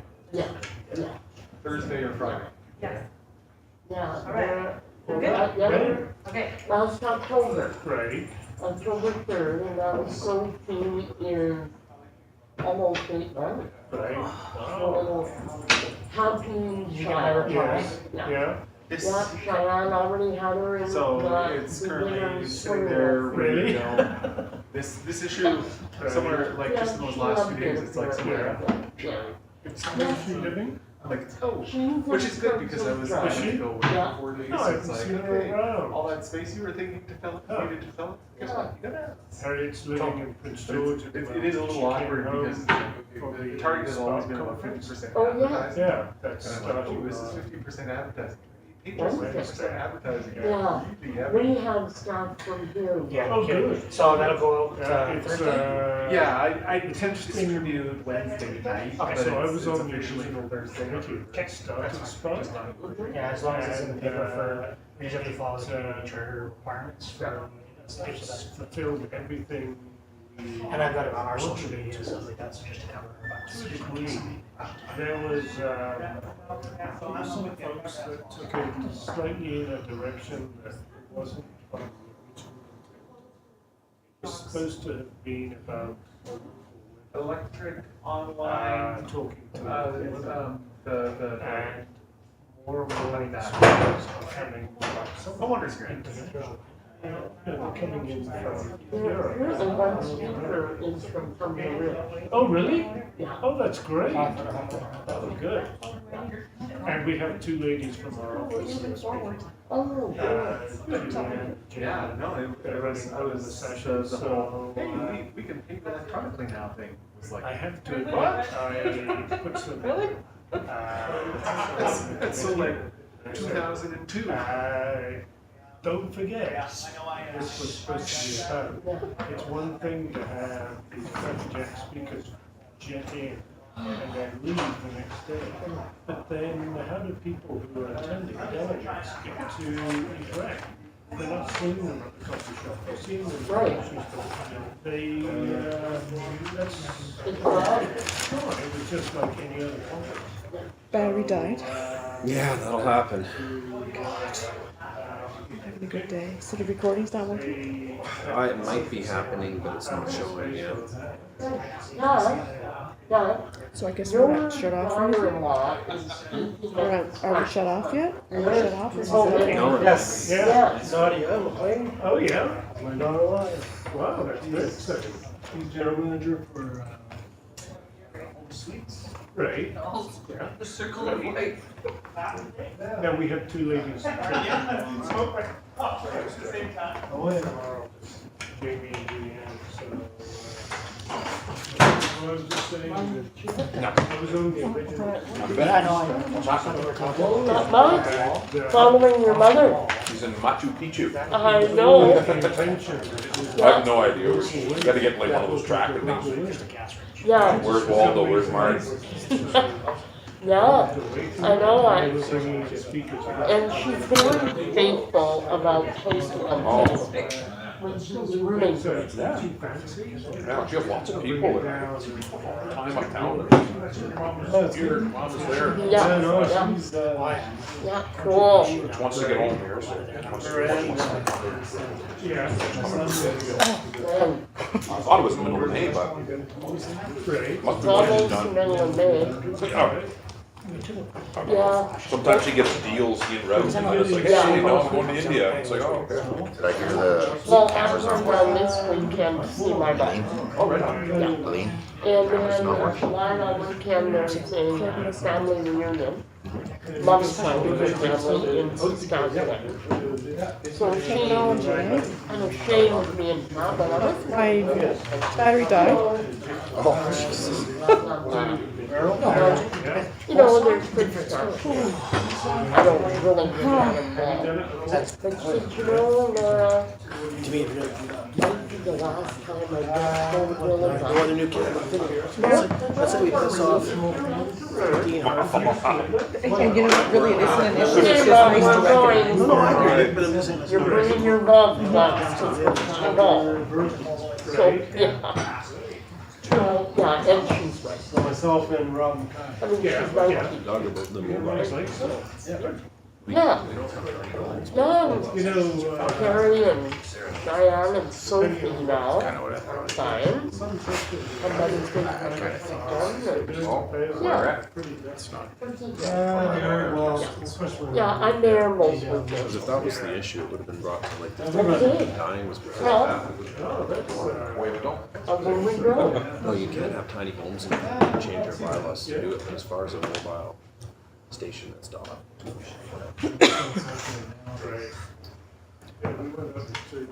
Okay. Councilor Lehman?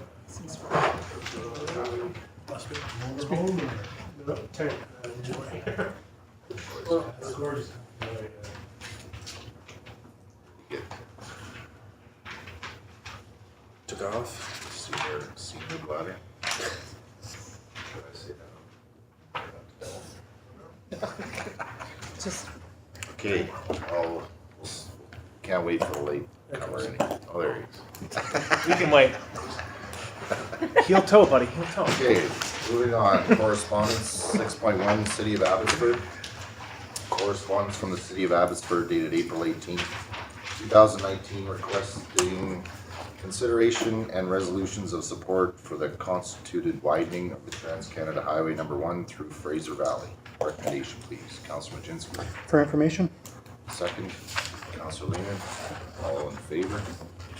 Carried, thank you. 6.2, City of Abbotsford Resolution, correspondence from the City of Abbotsford dated April 18th, 2019, requesting consideration and resolutions of support for criminal justice reform in BC to enhance efforts to address the Lower Mainland gang conflict. Recommendation, Councilor Majinski. For information? Seconder, Councilor Kukalka. All in favor? Carried, thank you. 6.3, MP CHERYL GALLANT, Bill C68, correspondence from Member of Parliament CHERYL GALLANT dated April 5th, 2019, suggesting all municipalities should be demanding the federal government provide regulatory certainty before Bill C68 is passed. Recommendation, please.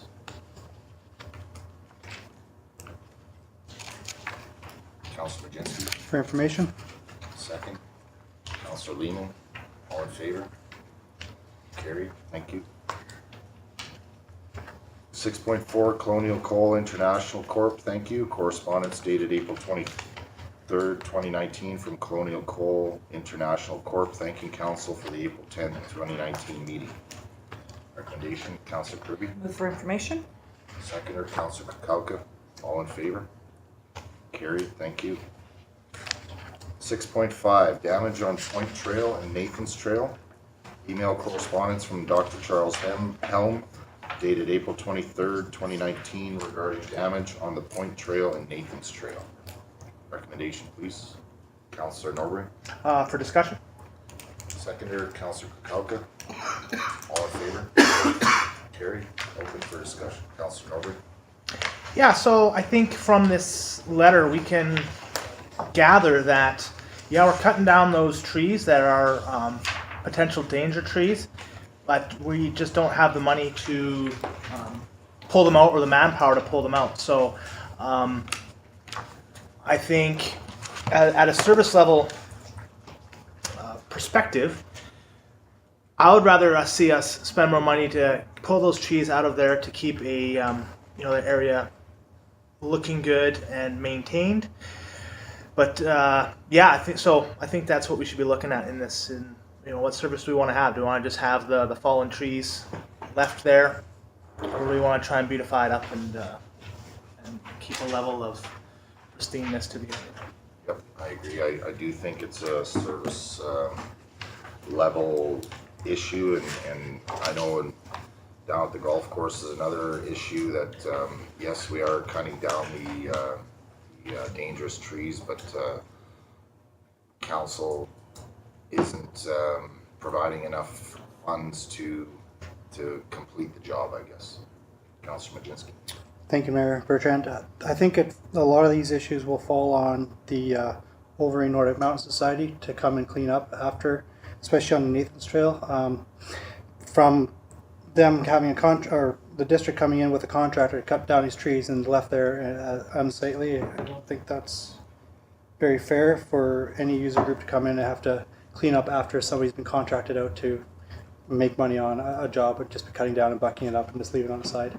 They should have been cleared, and I think there are some guidelines on what should be done with fallen trees or trees that have fallen over trails, where how wide they should be, and all the brush and how far it should be cleared from a trail. And maybe we should revisit some of those, especially even on the golf course too. If they're danger trees falling close to the fairways, how far out should they be? From within the bush and stuff like that. So, something we can talk about. Councillor Cook. Yeah, so just on that, I think also my concern is the liability in regards to us going on Crown Land and cutting trees down. I think if staff did do it with a contractor, I'm not sure if I've heard it was actually contractors that were working on behalf of the district that went down and done that, but we're actually going down there and cutting on Crown Land to take out danger trees. So we're also going to go in there and cut them up and do all that. That's on Crown Land. That'd be my concern. Now, what liability are we taking on for that trailway if it's Crown Land? Mr. Wall, are you able to comment on the contractor work down there? Beyond what you said, yeah, we've been using contractors, and we work with the provincial government to go on Crown Land and do this work, so I don't have concern there. This really comes down to how much funds council wants to spend. You just have to think about the amount of time it takes to cut down a tree versus the amount of time it takes to cut down, buck up, and remove a tree.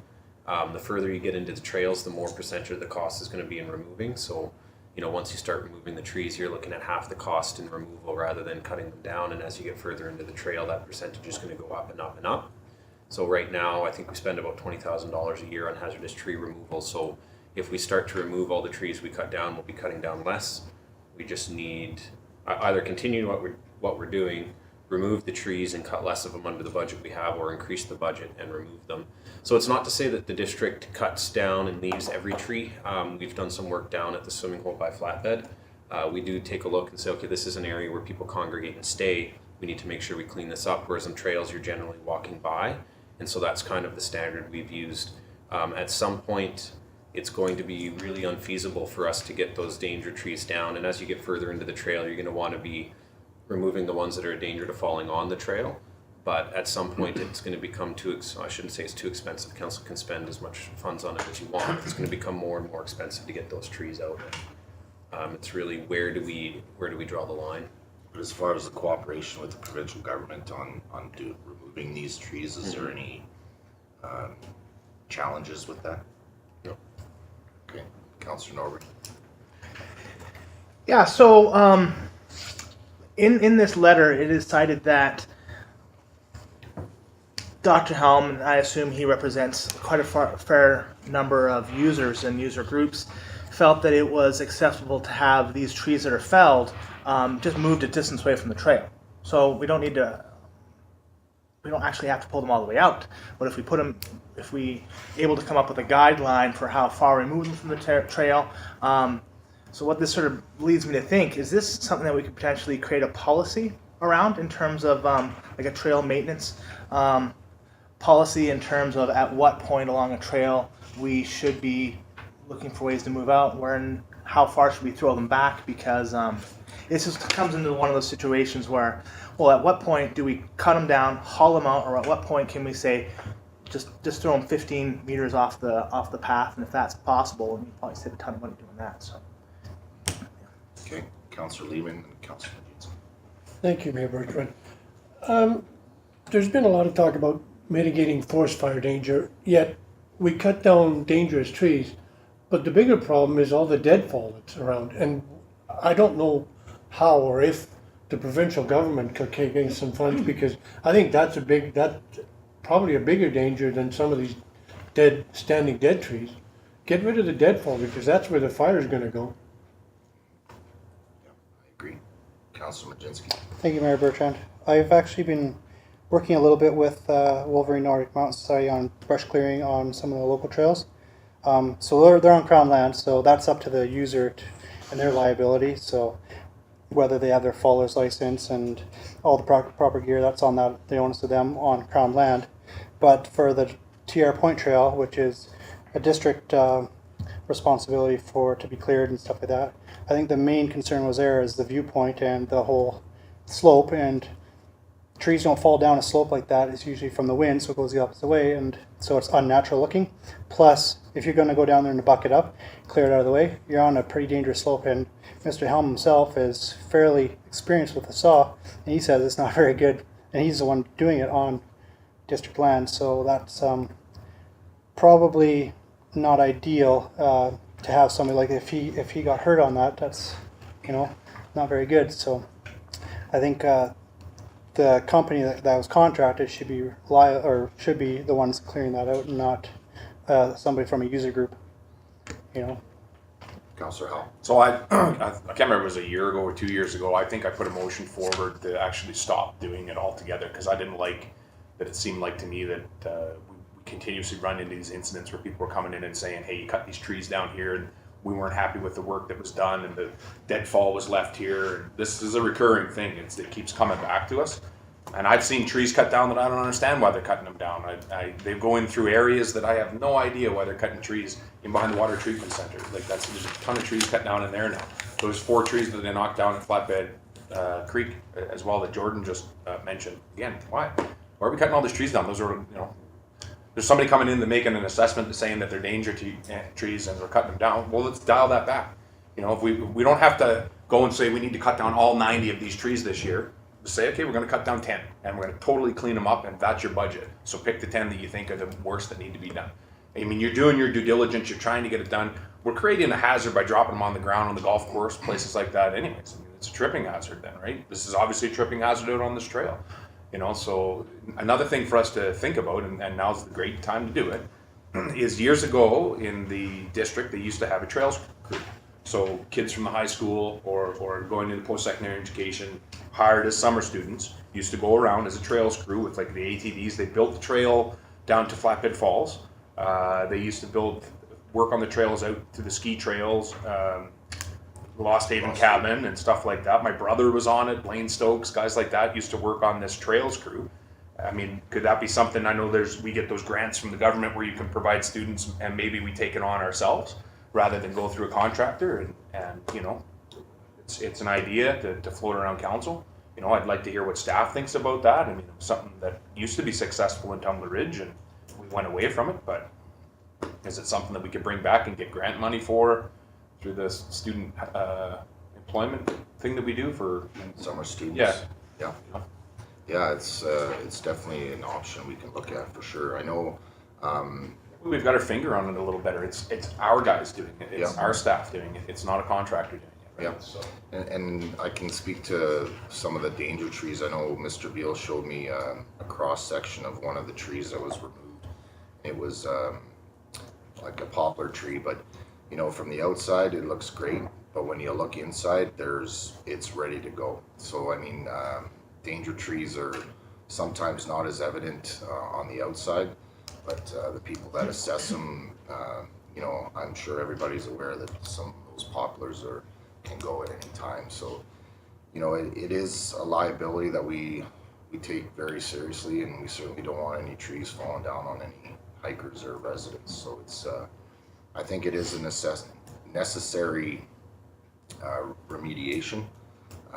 But I think I do like the idea of coming up with a policy design on some of our trail maintenance, and maybe in that policy we can explore the idea of a summer crew for that, for sure. Councillor Norbury. Yeah, I really like the idea of getting our own people out there to take care of it. But I think in the immediate, if it comes down to cutting down those trees and leaving them unsightly on the ground and still having a safe area for people, I think is the priority, which I think has been done. Now we need to decide, do we want to take that a step further and then add to those funds to remove them out, or just say, you know, do what you need to do, and then we can look down the line at having these potential summer students, people coming in, because yeah, great opportunity for students, and it's our local guys know what needs to be done, but ultimately we need to decide what's our focus. Do we want to just cut down these trees, leave them there when we run out of budget? Do we want to say, okay, you choose your worst 50%, take care of those, or even less? I mean, the farther they get into the forest or whatever, the less we're going to be able to cut down, right? So, yeah. Yeah. Councillor Helm. And I think I heard in the trails thing the guy was talking about earlier, 88 kilometers of trail in Tumbler Ridge or within our area. You know, I mean, like, I don't understand why we have to go chase down these danger trees. Why is that our responsibility to chase down every danger tree? And like, yes, it's important to keep people safe and everything, but you can't predict every tree that's going to fall down. And how often has anybody been crushed by a tree in Tumbler Ridge? You know, how often does it happen? What is our liability? I'd like to hear, you know, this is the cost to you if this happens in your community, if you miss that one tree, right? Because I don't know if I agree with it at all. I don't know if we should be cutting them down at all. I just, you know, I understand if there's one that's leaning and it's falling over, going to hit somebody's house. Yeah, those are the danger trees that we talk about removing. But going randomly through the woods and saying that poplar is rotten out, so we're going to cut that tree down so that somebody that might walk by could possibly be hit by that tree. Yeah, they could. A branch could fall on you. I mean, there's a million things that could happen out there. And I don't know. I don't see the necessity in it at all. Don't know why we're doing it at all. Councillor Cook. I'm just curious, I think I talked to Mr. Wall, and maybe I got misinformed or misunderstood, but is TR Trail our trail? For the District Tumbler Ridge Trail? TR Point. A TR Point? So they're on our trails. And yeah, we don't spend that much money on tree removal. Like you said, 88 kilometers of trail, we spend maybe $20,000 on hazardous tree removal. We do focus on the areas that are kind of higher traffic and where we go. But the TR Point Trail runs through, it definitely runs through the provincial land. That's not District of Tumbler Ridge land. But we did do the tree removal. That's on right. it recently. That's right, yeah. No, it's our work, it's just not our land. But yeah, no, that's what I mean. We don't go into that 88 kilometers. If council, you know, want to go down that trail crew route, that's definitely going to be something where we're getting into doing a lot more. But at this point, we're talking about really just those high traffic areas, the beginning of the trails. If you remember Nathan's Point Trail, it's right along that golf course area there. We get lots of people walking through, but we're not getting in deep into these trails and trying to take over a maintenance standard on those at all. If we get into that, that's something, if council wants to look at your policy or creating that trails crew, we can, but that's certainly a much larger project than what we've been doing in the past. You know, a trails crew, the federal government does subsidize the wages, I think somewhere between $5 to $7.50 and $5 to $7.50 an hour, but there'd still be a fairly considerable cost if we wanted to go down that route. Okay. Any other comments? Councillor Majinski. So I must have been misinformed then. So is Wolverine Nordic Mountain Society not in charge of the TR Point Trail then? That's why they were excluded on doing any maintenance on that trail?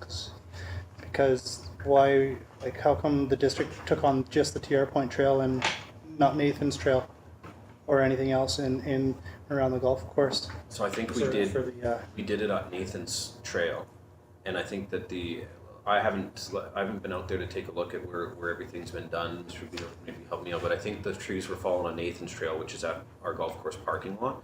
So I'd have to check to see if that's actually within our boundaries. My guess is that Nathan's Trail, is it Nathan's Trail? Nathan's Trail. Nathan's Trail is on our land, because it's right at that golf course parking lot, or at least part of it. But once you get to the Terra Point Trail, you're into the provincial land. Councillor Jitson. Thank you, Mayor Bertrand. Yeah, because I think the main concern with that, from Mr. Helm's point of view, is because he created that trail with Nathan. So that's, I was just wondering why. So. Okay. Any other comments? Are we wanting to move this for staff report for policy creation of trails? Trail maintenance, sorry. Councillor Jitson. Should we maybe reach out to the user groups first and see what they have as maybe some options as well? Maybe they would like to step up and get some funding for trail maintenance, or have a trail crew of their own, or they might have access to people that might be willing to do it, other than a job creation program or something like that. I don't know. Just a thought. I don't know. Yeah, Councillor Kirby. Thank you, Mayor Bertrand. Is it the Bald Spot Trail? Is that the only trail that the district right now is taking care of? That's not even our trail at all, but we did do a major project on it last year, and that's where, you know, normally in these cases I would recommend that we go and develop a policy, but the problem is, you know, again, as Councillor Howe said, we've got 88 kilometers of trail, so how do you apply a policy, or how do you apply maintenance standards to that? As soon as you apply any level of maintenance standard to that, there's really no end to the costs that you head down. So we've been doing this on an ad hoc basis, and I think that's one of the frustrations that Dr. Helm has with what was done on Nathan's Point Trail is, again, there's no, I don't want to say there's no rhyme or reason. There's definitely rhyme or reason where we go in and we try and do these things, but there's no policy, there's no standard. We kind of identify issues as they come. The Bald Spot Trail had gotten quite bad where accessibility was becoming an issue, so we did some work on that. The Nathan's Trail was identified as having some danger trees in a fairly high traffic area. Same with the flatbed swimming hole. So we kind of apply that just rational basis to it. But again, once we get into that idea of setting a policy, we'll either have to choose the trails we want to maintain and exclude the others, because if we don't, any sort of standard that we set is going to be almost impossible. We won't be able to maintain it without again, setting up that trails crew where you're talking about 3-4 full-time positions in the summer. Okay. Councillor Norbury, Councillor Kirby. Yeah, that's a really good point. I mean, 88 kilometers of trails. I mean, and once we start making a policy surrounding that, I think you could, might be able to take the leap that if we make a policy, then at that point we're responsible for it. And I think what we should be doing is communicating with our user groups and where we can fill the gaps, where they can fill the gaps, and how we can maintain these high-use trails, which has already been being done. Because you know, if it comes down to what our residents want, I think they do want access to our highly used trails, and I think we have a budget that facilitates that. My concern is that maybe the service that we're being asked for now is an expansion of that. I think we should be willing to up the funds. Okay. Councillor Kirby. Thank you, Mayor Bertrand. Yeah, I think if we're just going in as an as-need basis, I think sticking with that is our easiest way. It's just how we leave it at the end of the day, because I'm a part of hosting several delegations through, and there were some pictures circulating, and I had it been this year that we went through, it would have been a whole different trip. I think it just didn't. It looked kind of unsightly if you are the one taking people through. So I think if anything, it's just that, you know, increasing a budget, that if you've decided that we need to go into an area and do some cleanup, just make sure it looks clean when you're finished. So, Mr. Wald, is there anything planned this year besides the golf course for tree removal? I'll have to take a look into that, but I think really what this identifies for us, and this will be a learning experience for us, is just better communication with the user groups prior to the work and where we need to identify. So, you know, we've made our identification of where the areas need to be cleaned up. That's obviously not in line of where the user groups, what the user groups felt. So I think what this really comes down to is better communication on our part to find out what they would expect afterwards. And if there is a clash at that point where we say, well, this is going to be too expensive to do, then you get to that. So you figure out for some way to move through that dispute. But I think we just need to identify where those disputes are going to come up before they happen, and then this doesn't come back to council So I think that I don't think that there's a need to change too much of what we're doing, other than we need to communicate beforehand and maybe look at a slight increase to the hazardous tree removal budget, so when we do identify the areas, we can clean them up afterwards. Yeah, I agree. Okay, any other comments? Okay, moving on to 6.6, Tumbler Ridge Children's Center Society Child Care Spaces. Correspondence from the Tumbler Ridge Children's Center Society dated April 15th, 2019 regarding child care space concerns. Recommendation, please, Councillor Norwood. For discussion. Seconder, Councillor Majinski. All in favor? Carried. Councillor Norwood. Yeah, so I think what they're looking for, well, it says right now what they're looking for. They're looking for more preschool spaces. And I've been, since I left the preschool, the TRCCS, the preschool spaces have always been an issue for them. And now we look at our communities, what it's made of, we have a lot of small families and more small families moving into town. And there's definitely that desire for preschool. And, when Ms. Nichols came in looking for daycare spaces, and I think with our two businesses opening up for daycare spaces, I think I'm hoping that they will be able to meet the need. But one of the places that we were talking about was the basement of the Visitor Information Center. Now, I would personally like to see a report from staff on the viability of using that area as an expansion for the TRCCS in using that for their potential preschool area. Okay. Yep, Mr. Wall. Yeah, in taking a look at what the child center needs, one of the issues that they have is you have to have pretty much immediate access to a bathroom. There's only two places in town that I've been able to identify. Well, there's only two places in town that are in control of the district that'll suit, and that's the museum. It's going to take funds to get that place ready. The bathroom is going to need to be fixed. The classroom that has a bathroom is going to have to be fixed. Otherwise, it's just a general cleanup job, moving material out of there, moving material out of the hallway, getting construction stuff away from where kids can touch it. So there's some sweat equity, is it? There's some sweat equity that needs to go into that room to get it ready. Otherwise, it's the basement of the visitor center. Again, there's bathrooms down there where you don't have to go. I know we'd counciled asked to look into the other rooms at the community center, but with the staffing that they have, every time someone needs to go to the bathroom, they'll have to haul every kid down there. It's just not viable. So there's two locations, the basement of the Vic, which we'll have to remove some of the audio-visual stuff. It's not a major concern, other than you're going to lose that space for the functionality that it has now, or to put some manpower and funds into fixing up that museum space if they're willing to do so. So as far as temporary spaces that the district has under control, I would say those are probably the two. If you want to get really creative, you could look at Skaters Lobby, putting a temporary wall in there and blocking other things off like that, but that'd be a tougher one. Still have access issues there for maintenance. And, that'd be a much tougher one. So I would say it's the basement of the Vic or the museum, or again, this is the need that's identified by the children's center here is a very real need. There's no doubt about that, but it's the same need that's been in the community for forever. So finding a temporary solution when we've got hopefully a permanent one coming next year may not be. That's up to council to decide the pressing nature of it. Councillor Howe. Yeah, so the visitor center was needed. We had to have a visitor center, and they decided to put a room downstairs that we needed. We had to have that. Now we're talking about repurposing that room in a, $2.75 million building so we can have a childcare space in there. That in my mind is not an option. That is off the table at this point.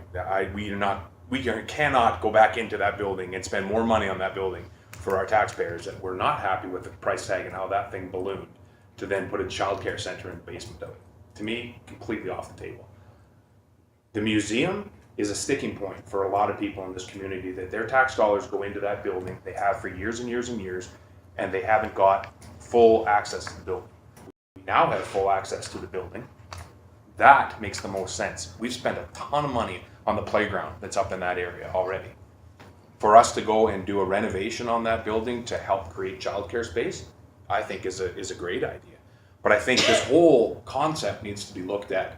There's two groups now that are going to be for profit for childcare, if I understand that correctly. For daycare. For daycare, right? That's great. That's what we should want. It's creating business in town. We're trying to create that atmosphere that people think they can be successful if they come in and start a business in town. I think that's fantastic. That's the direction that I'd like to see it to go. I'd like to see that to happen with our gym. I'd like to see somebody take that on and say, we want to build a Curves gym for women in town, or a Planet Fitness or whatever. I'd love to see that. We're not at that point. You can't kind of bite that off, but people are biting off the daycare aspect of it. But this needs to be looked at in the whole, that if we were going to go spend the money, if there's all these grants out there that Councilor Krakauka has been telling me about for childcare spaces, does it work in repurposing the building that we have? Can we do that? Can we add something on to that old children's kindergarten room to make it bigger, to get the money from the government to make this area, and then we expand the gym into there if the upper decking idea doesn't work, or it's too expensive, or whatever. So it has to be looked at as a group thing. But to me, I'm not really interested in spending taxpayers' money in a daycare facility where somebody is trying to start their own daycare facilities and make money off of it. That's, to me, that's cutting the feet off. Yeah, this is a little bit different. The private daycare spaces being offered by private individuals for business wouldn't be able to offer the preschool aspect of it, and I believe that's what they're looking to expand, is the preschool offering there. Councilor Norby. Yeah, so I'll speak to that a little bit. Preschool and daycare are two very separate entities. Preschool is, you're looking at a 2 to 3 hour program where the purpose is to educate children before they start getting into kindergarten. So there's a bit of a difference there. These two organizations that have started up, they're offering daycare only. Okay. So there's a bit of a difference there. The TRCCS is looking just for preschool, so that educational component. So if you're talking about cost of renovation of the museum, well, how much are you willing to spend on the cost of renovation of the museum versus how much you not willing to spend in the visitor center, right? Like, that's why I would like a report from staff. Maybe it won't cost any money to get the kids down there, because when it comes to a preschool, they mostly just need room. That's all they really need is space. And then move the stuff out of there. They have access to the bathroom. But if we're talking about looking at the museum again, we're talking about actually absolutely spending money, but potentially we might not have to spend anything at the visitor center, which is realistic. I don't know how much is used down there, but I think it's underused. And if we can utilize that space to its full potential, this is just a temporary solution until we can look at the permanent solution of expansion of childcare spaces. Yeah, and I think in that report we could probably get a utilization of the basement of the Vic as well. Yeah, go ahead. Potential cost breakdown as well, if that's a concern. Councilor Kirby. Thank you, Mayor Bertrand. I will never vote in favor of a daycare going into the Vic Center. I'm just going to state that right now. I think that would just take away the whole use of that facility. I can't imagine having visitors coming in and having a daycare's loud. I've worked in them. That's not, I wouldn't want to do my daily work in there unless I was in the childcare profession to have a daycare downstairs. One thing we haven't looked at is portables. We've talked to the whole new spaces with the BC funding that's going out. Those are options. So for now, when we have good plans coming on how to utilize the community center, we could be putting portables right in the back besides the daycare right now, like in the back of the community center. I think that's something we could look at. That could be part of the report as well. We also have district-owned houses for now. If that was something that we could use, do we not have one on Chamberlain? Or are we still using that for other? I'm not sure. District-owned houses, Or the BC Housing. Sorry, BC Housing. Is that something we could use just for spaces at the moment? They're not the district's houses, but BC Housing, that's something we'd have to talk to them about, except I think the issue with those spaces down there is they want to tear them down because they're not. Okay. And so that we're still waiting for them to come up with that meeting. We've got in touch with them a few times, and the answer is always the same. We'll be up before we make any decisions, so we're still waiting on that. Councillor Calvin. Yeah, so just a couple of things there, Council, you're totally correct, that could be used for renovation. So if, wherever that renovation may be, museum, down at the community center, as long as it's adding child space. Creating spaces. Creating space, and that's even building a new facility, which was portable. The idea of the new facility that was talked about 7 years ago was portables, and just combining. I actually got a binder handed to me for the child center that I passed on to Mr. Wong this morning. I actually mentioned about them dropping it off while I was down in Williams Lake, and they dropped it off at the store. So one thing Mr. Councillor Howe hit on it, it's actually to move the preschool to a location so they can add more childcare to the facility. It's right in their letter. So if we have 2 people already aboard that are for business, I'd be careful. I'm going to be careful going through this one and debating it, because to me now we're stepping on toes of 2 individuals that are looking at opening up private ones. So it is to move the preschool out of the space to open up another more spaces for childcare, full-time childcare. 4 lines from the bottom. Mr. Wall. So one of the things with the provincial funding that's coming online is that they said that you can do about $1 million. They're going to approve $1 million, and I think at the presentation you were at, they said, you know, if it's a little bit more than $1 million, we're going to probably help you out as well. It's actually the first time I've seen the provincial government say anything like that. We're going to put a limit on it, but hey, that's not a hard limit. The second thing is there's actually no intake deadline. It's continuous intake whenever you want to put it in. There's continuous intake grants out there, but that's $20,000 to have these big things out there. So it's a big push by the provincial government. One of the issues that council is going to have to deal with really quickly is the fact that they are only, the province is willing to fund 100% of the cost for nonprofits. If you're talking about a for-profit business, it needs to be applied for by the for-profit business. They're only willing to fund, I think, 50% of the cost, and that business needs to give them a 10-year guarantee that they're going to continuously provide childcare for 10 years, or they're on the hook for the construction costs. In my conversations with the private operators, it's not something they've wanted to do. So council is going to have a decision here rather quickly, because right now we're in the middle of a needs assessment to get ready for this grant application, whether or not to move forward with the nonprofit expansion or whether to pass on it. And that's really going to be what council's decision is whether or not to try, when this funding is available, to expand nonprofit spaces, or to look at getting for-profit spaces. And likely what's going to happen there is that the nonprofit, if it's funded for the nonprofit spaces, they're going to crowd out the for-profit businesses. It's generally what happens in these instances, especially in a town Tumbler size. Councillor Calvin. So just on the study we're doing, is that being paid by the grant as well that's available through? No.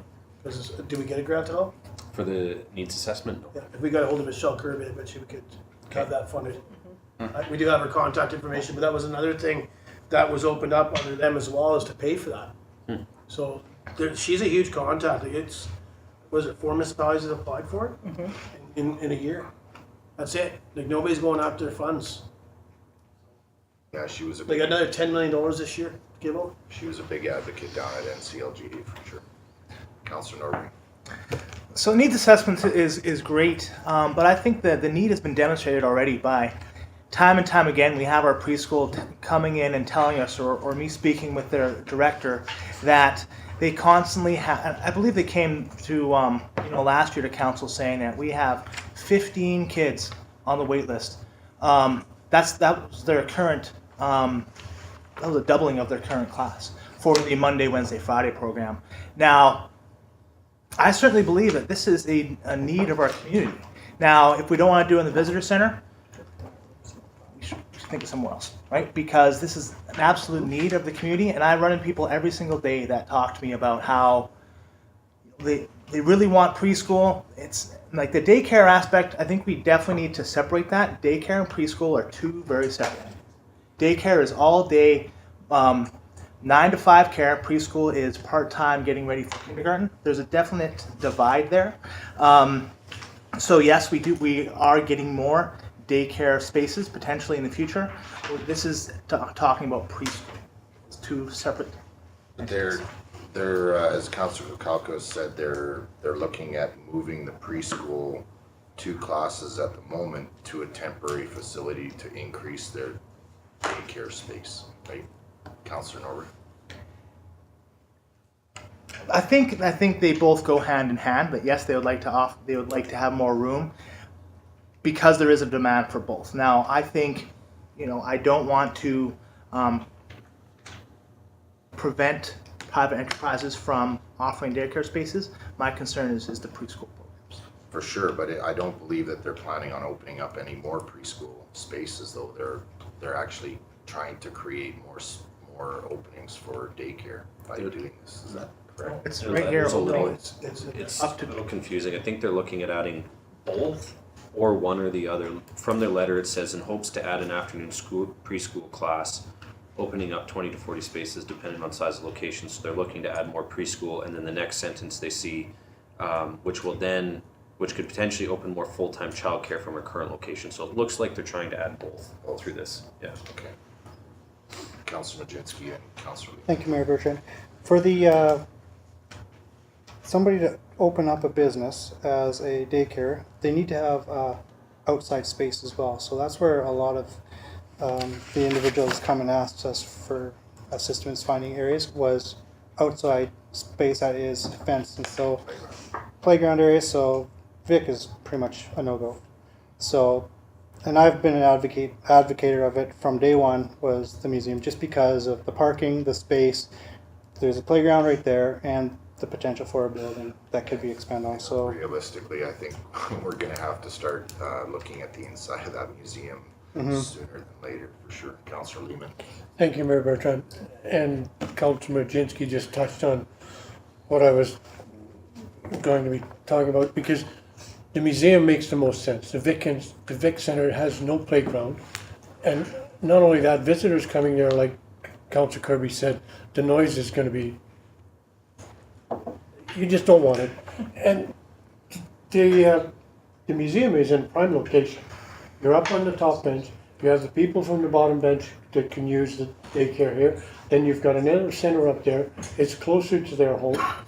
So it just makes perfect sense. And I'm sure the amount of money that you would be spending or have to spend, and like Mr. Wall said, you can get grants. So it's, I don't know, to me it's a no-brainer. And the only problem is getting cooperation from the Museum Society. Okay, so are we all in? Oh, sorry. No, go ahead. No, if you want to know, go ahead. I was just wondering if we should be asking staff to prepare a report for what would be needed to refurbish museum space. Councillor. Let's just, if we could just talk about it just a little bit more here before we get into that. So I want to talk about a little bit more about, the district working against businesses. And I think I've heard some stuff in here where we may be able to say that we're not actually doing that if we're only looking to create preschool places and not daycare spaces. But that being said, if you take all the preschoolers out of one area, what fills that void?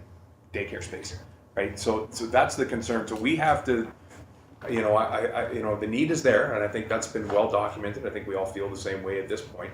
And if we were going to go down that road and start renovating a building or build a building or expand or do this or do that, before you go down that, are you ready to swallow that pill on that you may be going against 2 people that just tried to open up a daycare in town? I just like a little more discussion around that. It's I understand preschool is different than daycare, and the other point that may come to me is that perhaps to level the playing field, perhaps this is just discussion, you don't give the daycare space or the preschool space away for $1 a year. You make it a reasonable rent, just like anyone else would have to pay. And you make that space available to whoever wants to pay for it. So if the Tumbler Ridge Children's Society can pay for that space that we renovate in the school, they get that business opportunity. But somebody else that wants to do it could also take that business opportunity. Like an RFP or something. Similar. So I think there's an opportunity there where we could say to those people that are opening these ones out of their homes or whatever, listen, we've given an opportunity, it's a fair opportunity for both of you to go after this. Whoever comes in with the best proposal, gets that opportunity. And it's not to say that you still can't do it out of your home. if your rates are better or you offer better services or whatever, you still may get, or parents may want that smaller group setting. I don't want my kid with 3 kids, right? I don't want 20. Like, it's, you know, it's to be had there. There's a lot of thought there if we're going to go down that road. So, sorry, Councillor Kirby, then Councillor Kirkpatrick. Thank you, Mayor Bertrand. I can understand where Councillor Howe is coming from, but I also think that this is one of those essential services that I think falls under, you know, kind of our obligation. You know, with the boom and bust of our economy, we see people moving and, you know, going, businesses shutting down. If we are providing the service and we're making it a not-for-profit under our district kind of umbrella, then I'm for doing it ourselves or looking after it, going for the grants. Not worried about, you know, that's one kind of aspect about business that I'm not as worried about as maybe some. I definitely agree it is an essential service, but on a district side of it, I think it's essential for us to provide space for, and that's what the grant is for, is to provide space, not to say that this space is just for the nonprofit. I agree with Councillor Howe that I do think if we do go down this road of renovating a space in the museum, it should go out to an RFP now that we have 2 private enterprises doing this. Councillor Kalka. Yeah, so just a couple things. I'd be curious if I know, we'd have to do the RFP first to make sure if it was done by 50% or 100% rental covered by that. I mean, I didn't get into all those intrigued questions while I was down there. say that again. Just I'm not. Like, I don't understand. Like, I'm not sure if they would pay fully for the renovation wherever the renovation's done. If we're going to decide to go in RFP to who's the highest We were going to charge for it. You mean? Yeah.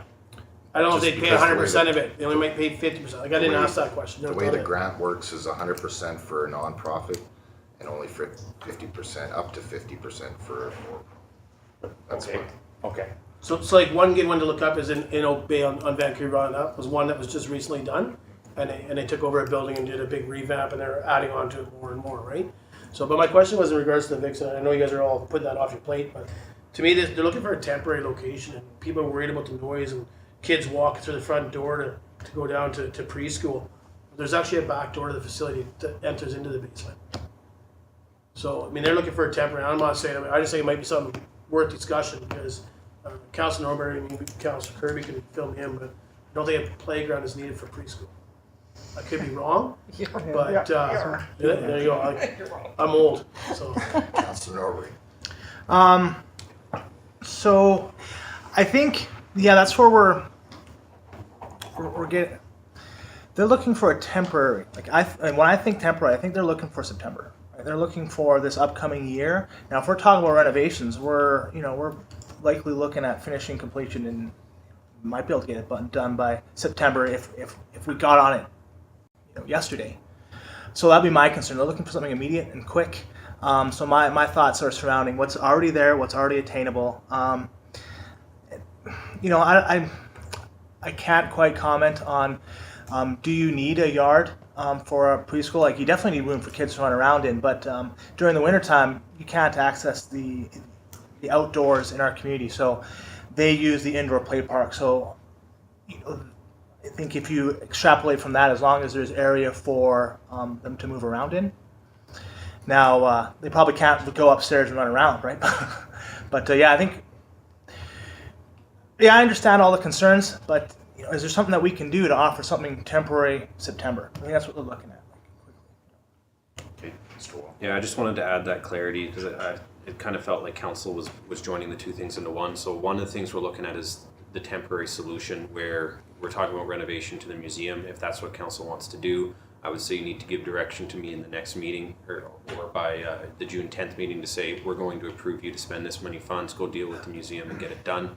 And then that's probably, that's doable for September for sure. Where you're talking about looking at funding from the provincial government to do renovation of the museum, that's out of the question. That's going to be a very long process to get through. When we're talking about the money that we can get from the province, that's up to $1 million for that permanent large-scale solution, whichever road council decides to go down. Now, going back to what Councillor Coco was talking about, if the district wanted to put in the money to renovate the museum, that could be sent out to an RFP or an EOI to the private businesses. Any funds we spend out of the provincial government project is going to have to be going to the nonprofit.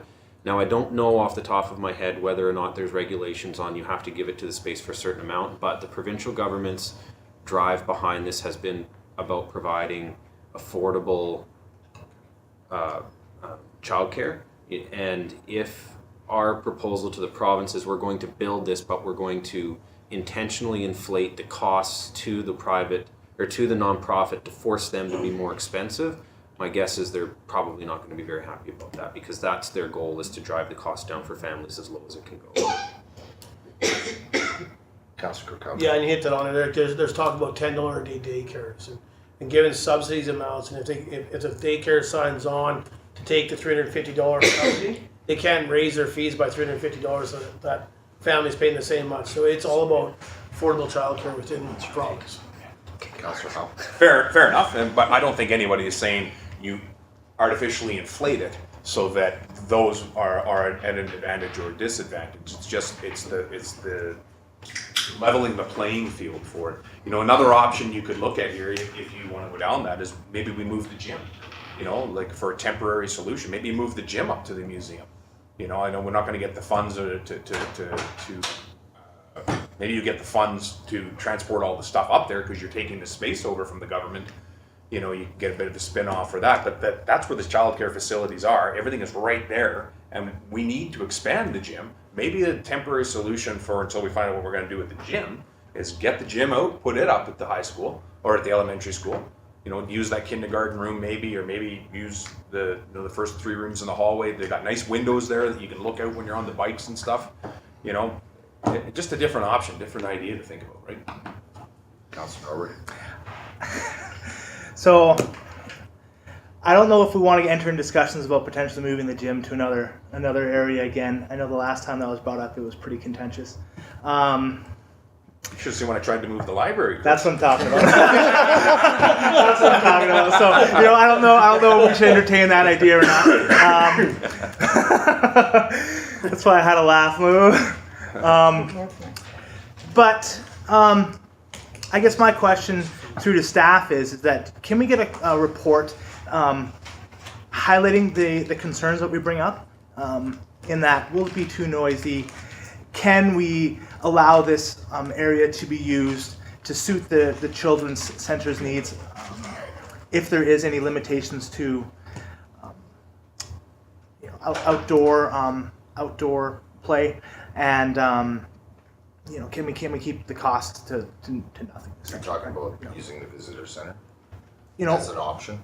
I think in this report as well, we should probably have a big center option as well as potential cost of renovating the museum as well. Councillor Kirkhope. I would not be in favor of zero cost. Oh. Of that. You said about keeping the cost to zero. I'm assuming for the child center? Of what it would cost to renovate, to make it available for them. The basement and the big center you're talking about. So I guess Yes. to clarify, I think, is what the cost to the district would be to make spaces available for them, right? Because, you know, again, we talk about, you know, Mr. Wall brought it up very succinctly in that anything that we charge the Children's Center, they would need to then pass on to their users. They don't make money down there. I mean, they're a non-profit organization. Any costs that they have to incur, they will have to pass on to their users. So we can say that we're not adding on costs to them, but we will, because they will have to charge more. Councillor Kirkhope. So my understanding from Arlene, when I was talking to her, is they actually are willing to pay rent to expand, to get these facilities. So, they're trying to, I mean, obviously, whether it's to expand their childcare, it does say in the letter, but they are concerned about preschool. And they were looking for space, and they were looking that they're willing to pay. I don't know what the amount is, and I'm not going to throw a number out there. They were looking at some kind of amount. So again, I would not be in favor of free. Councillor Norwood. And that's fair enough. So maybe to clarify, maybe I'm not speaking very well, but my concerns is the cost of the district in preparing an area. That's all it comes down to. Councillor Kirby. Thank you, Mayor Bertrand. So we have rooms 1, 2, and 3 available. We have organizations that are renting those rooms out. We use them for meeting rooms. During the day, the curling club is open. those groups could move into there just during the day, rent out the same space. Either the curling club could get that revenue for the while because they're looking to raise funds. And maybe for a short term, the daycare could move up into those first 3 rooms. They've got the library, they've got the play park, they've got the washrooms, they've got everything right there, keeps everybody local. Yeah, I think one concern even with rooms 4 and 5 is they would need more staff in order, because if you only have one teacher there, if one kid has to go to the bathroom, the whole class has to go to the bathroom. Figure it out. It's a space, I'm just saying those are right there close. It wouldn't have to be foreign. Well, yeah, Exactly. there's no cost to that really. It's just moving. I know the quilter ladies, there's a few things. I mean, still the curling club is a big enough area for those groups to meet. And then it's keeping everybody local, no maintenance, nothing really as far as renovations. I think ideally, I do believe finding a space in the community center would be ideal for sure. Councillor Majinski. Thank you, Mayor Bertrand. So, yeah, just on, it says 20 per class, so does that just mean that there's normally be 1 teacher per class? Because that seems like quite a handful for preschoolers. You'd think there'd be probably 1 or 2 or even a teacher's aide or something else. It's usually just 1. Just 1 on for 20. Yet for daycare, you have to have 1 registered person for 8 kids. Yeah. Wow. Okay, any more comment? Do we want to request a report here? Councillor Helm. I agree with what Councillor Kirby says. I thought right from the very get-go, 1s, 2, and 3 made sense. And the idea of talking about the Vic Center was anybody that's now using 1, 2, and 3 can go to the Vic Center, not put the childcare into the Vic Center. That the idea was just shift people around. Space, yeah. And I agree. You know what? You need space. It's not a perfect solution. You may have to hire a second person, or you may have to have an intercom to somebody that's down in the daycare that you have to come up. We have someone has to go to the bathroom, or you may need a parent volunteer. There's solutions to this when you're in business. You can come up with solutions to these types of things, and there's savings in volume as well. So don't forget about that. So as they add another 20 kids or whatever, you get a savings in the volume of that you bring in. So if there were opportunity for us to pass a cost on to them, they can recoup some of that possibly in volume, right? So are we all in agreement that ideally community center space would be the best? So we could kind of forward on to Raylene to the TRCCS to work with Mr. Wall to find community center space that's workable. Councillor Howell. Short term. I agree with you, short term, but I think long term we should be looking at the museum. And in being long term, I think that should be something we escalate, move that up the priority. Okay. Mr. Wall, you got that? Good face there. So I think ideally, council's on board to try and find a space in the community center,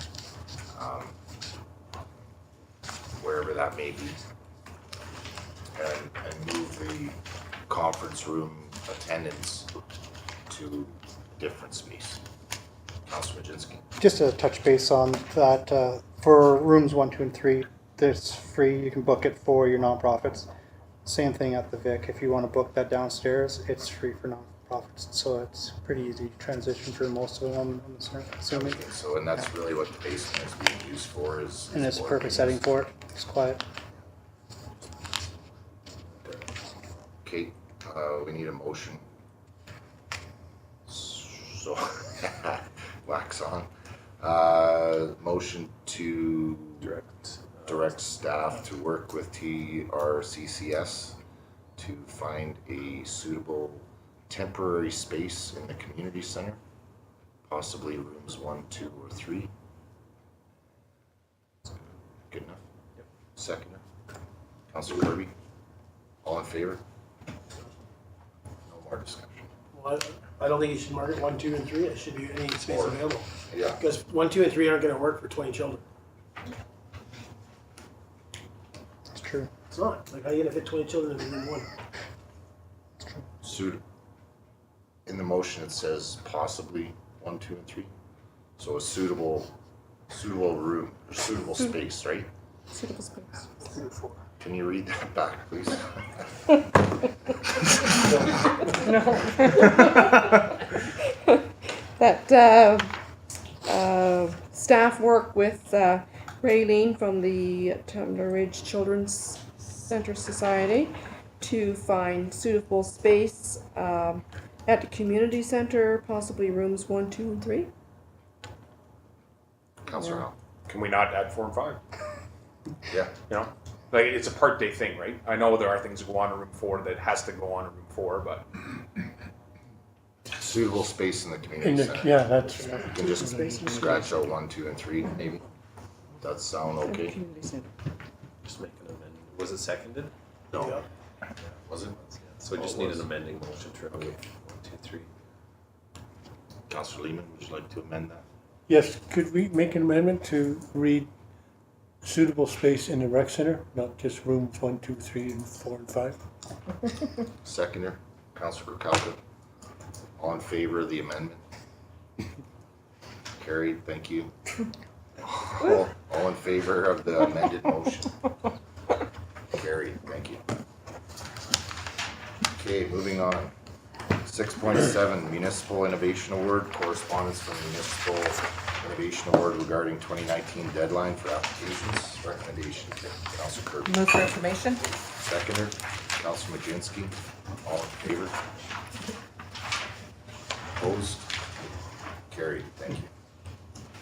6.8 Northeast Regional Labor Market Strategy. Correspondence from Northern Lights College regarding the Northeast Regional Labor Market Strategy. Recommendation, please. Councillor Kirby. Move for information. Seconder, Councillor Lehman. All in favor? Opposed? Carried. Thank you. 6.9 TR Youth Services Society. Thank you. Correspondence from the TR Youth Services Society dated March 16th, 2019. Thank you, Mayor and Council, for approving their fee for service application. Recommendation, please. Councillor Lehman. Move for information? Seconder, Councillor Majinski. All in favor? Opposed? Carried. Thank you. what goes on in that area between 9 and 12:30 in the morning? Not a lot.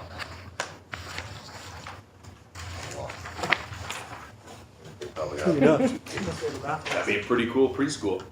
Climbing Pool wall table in and- there, climbing wall.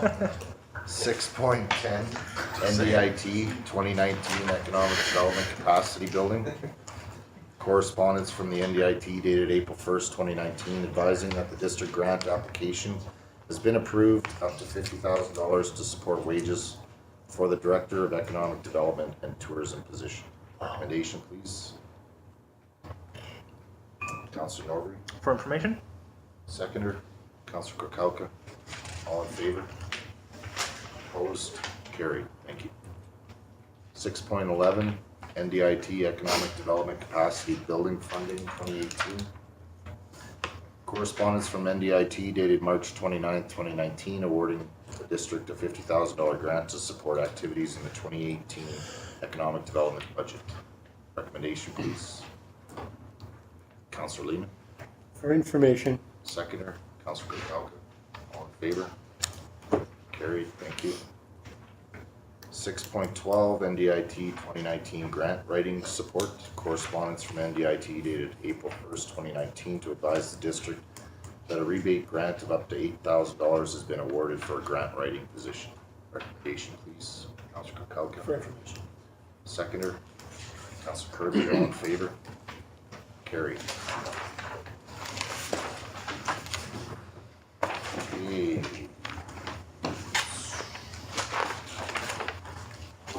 So reports, 7.1 strategic plan draft. Mr. Wall has a report for us.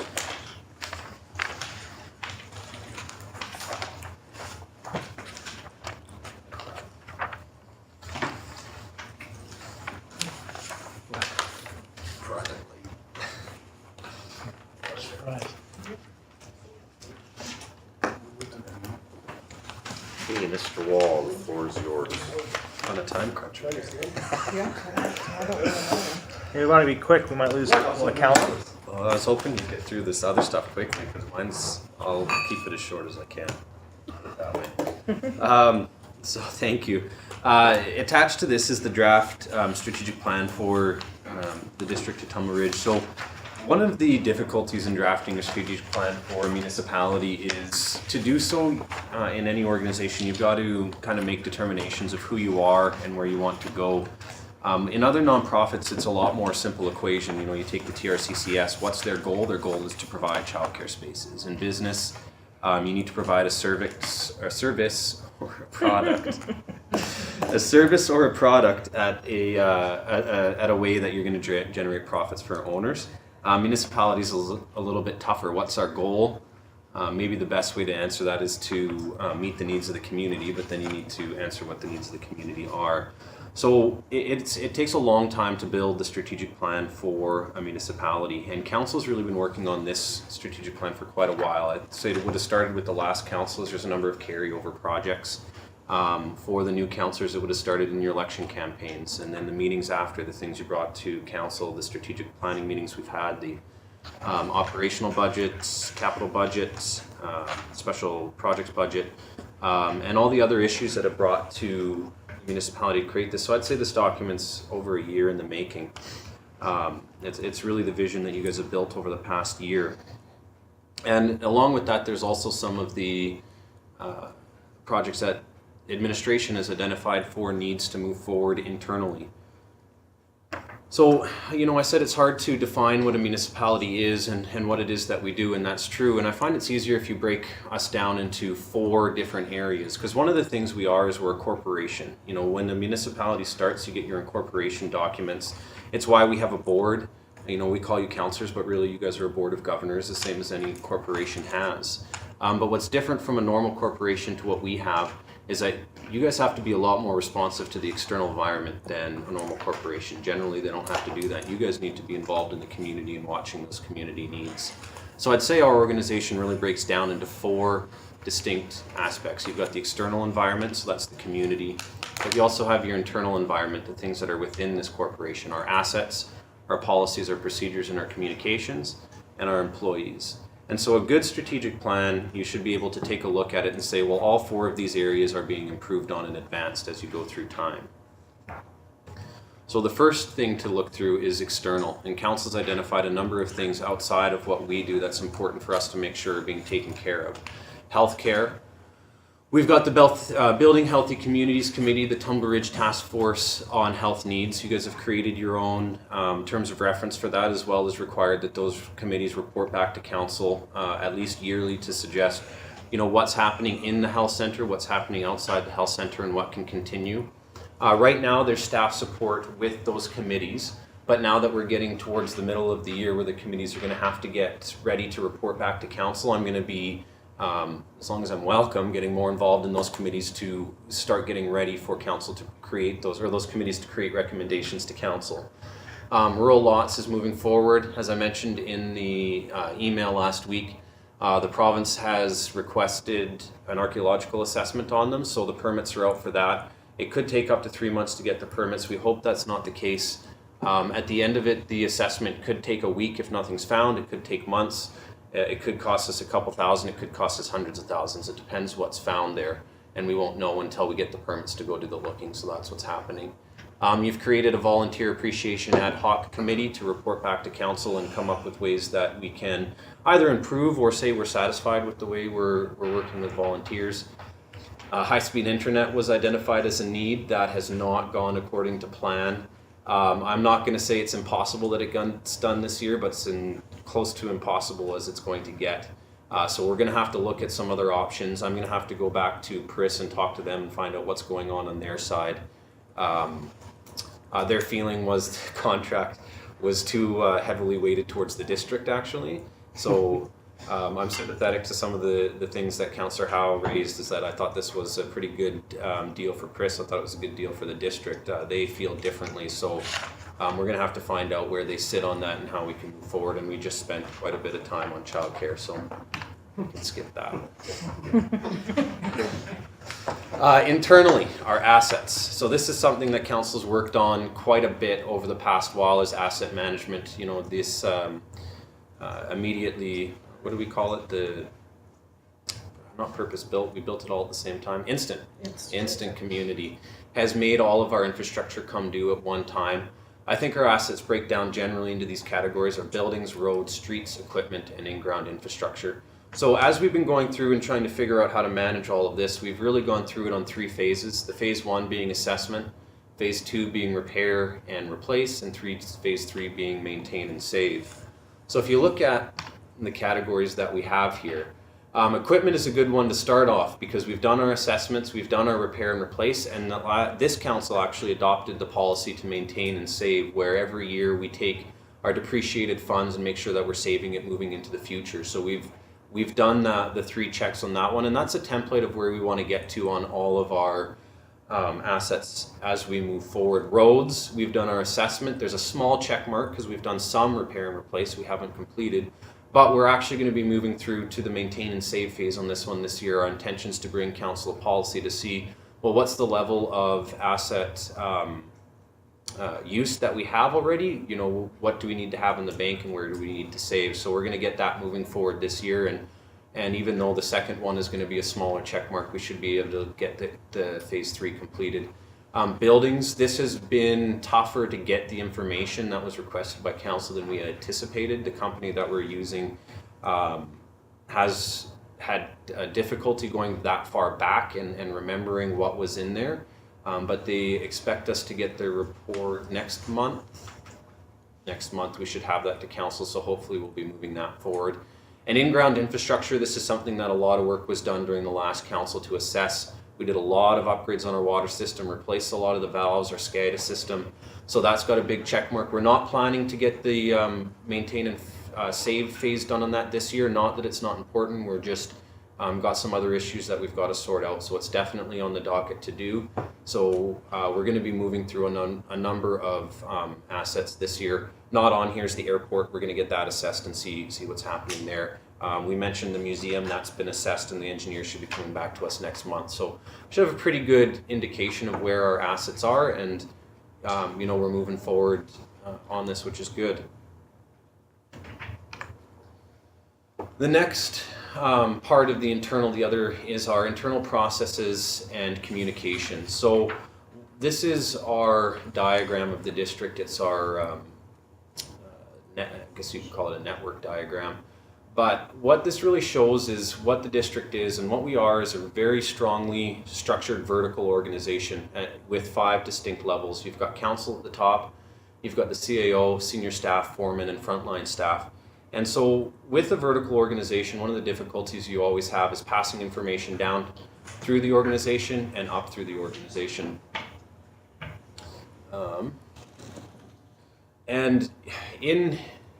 So like I mentioned, we're a vertical organization and we're broken up departmentally.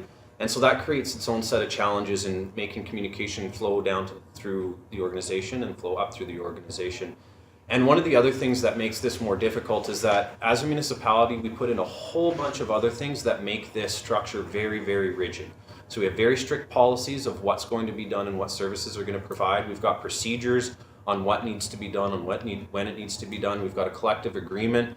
We also have job description on who reports to whom. So what that does is it really solidifies the vertical nature and the structure of the organization. And that brings a lot of benefits. There's a reason why municipalities are structured this way. Municipalities need to provide surety and service delivery. You don't want somebody going out and deciding, well, I really think it would be better if we only picked up garbage on the even number houses today because it'll be more efficient. You need that surety. It provides stability. And one of the important things it does is it provides top-down control. So council's able to go through and make that setting of service levels. So those are the benefits that the vertical style provides. But one of the issues that you run into, one of the drawbacks that you have in a structure like this is that strategic intent gets lost in translation. So, and as well, innovation gets stifled in these type of organizations as well. So, you know, going back and looking at this, council's probably going to be really familiar with this side of it, the strategic intent, where, you know, I'd say, how many times have you guys sent something and you said, well, this is what we want done, and staff does it, and you say, well, that's what we said, or that's what we want. You did what we asked, but it's not what we wanted. right? And a lot of that comes down through the strategic intent getting lost through the organization.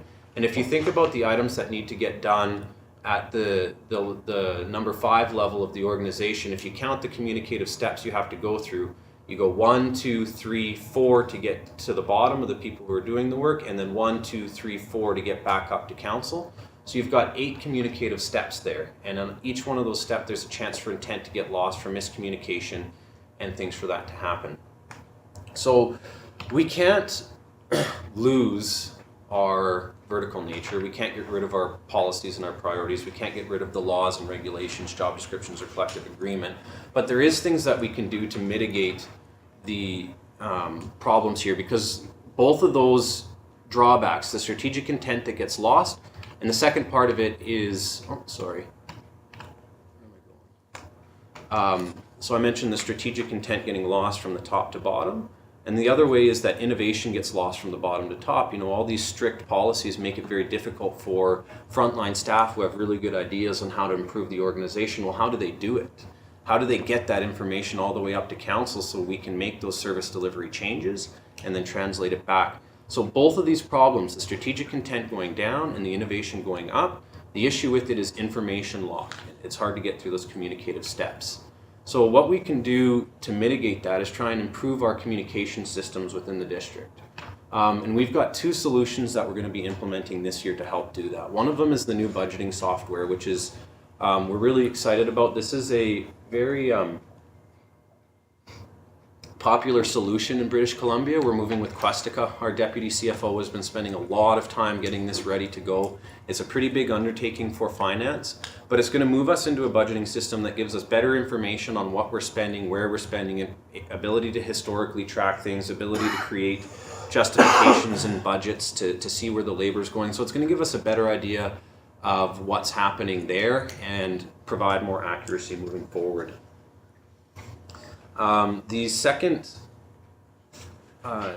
process that we're looking to implement this year is new process improvement software.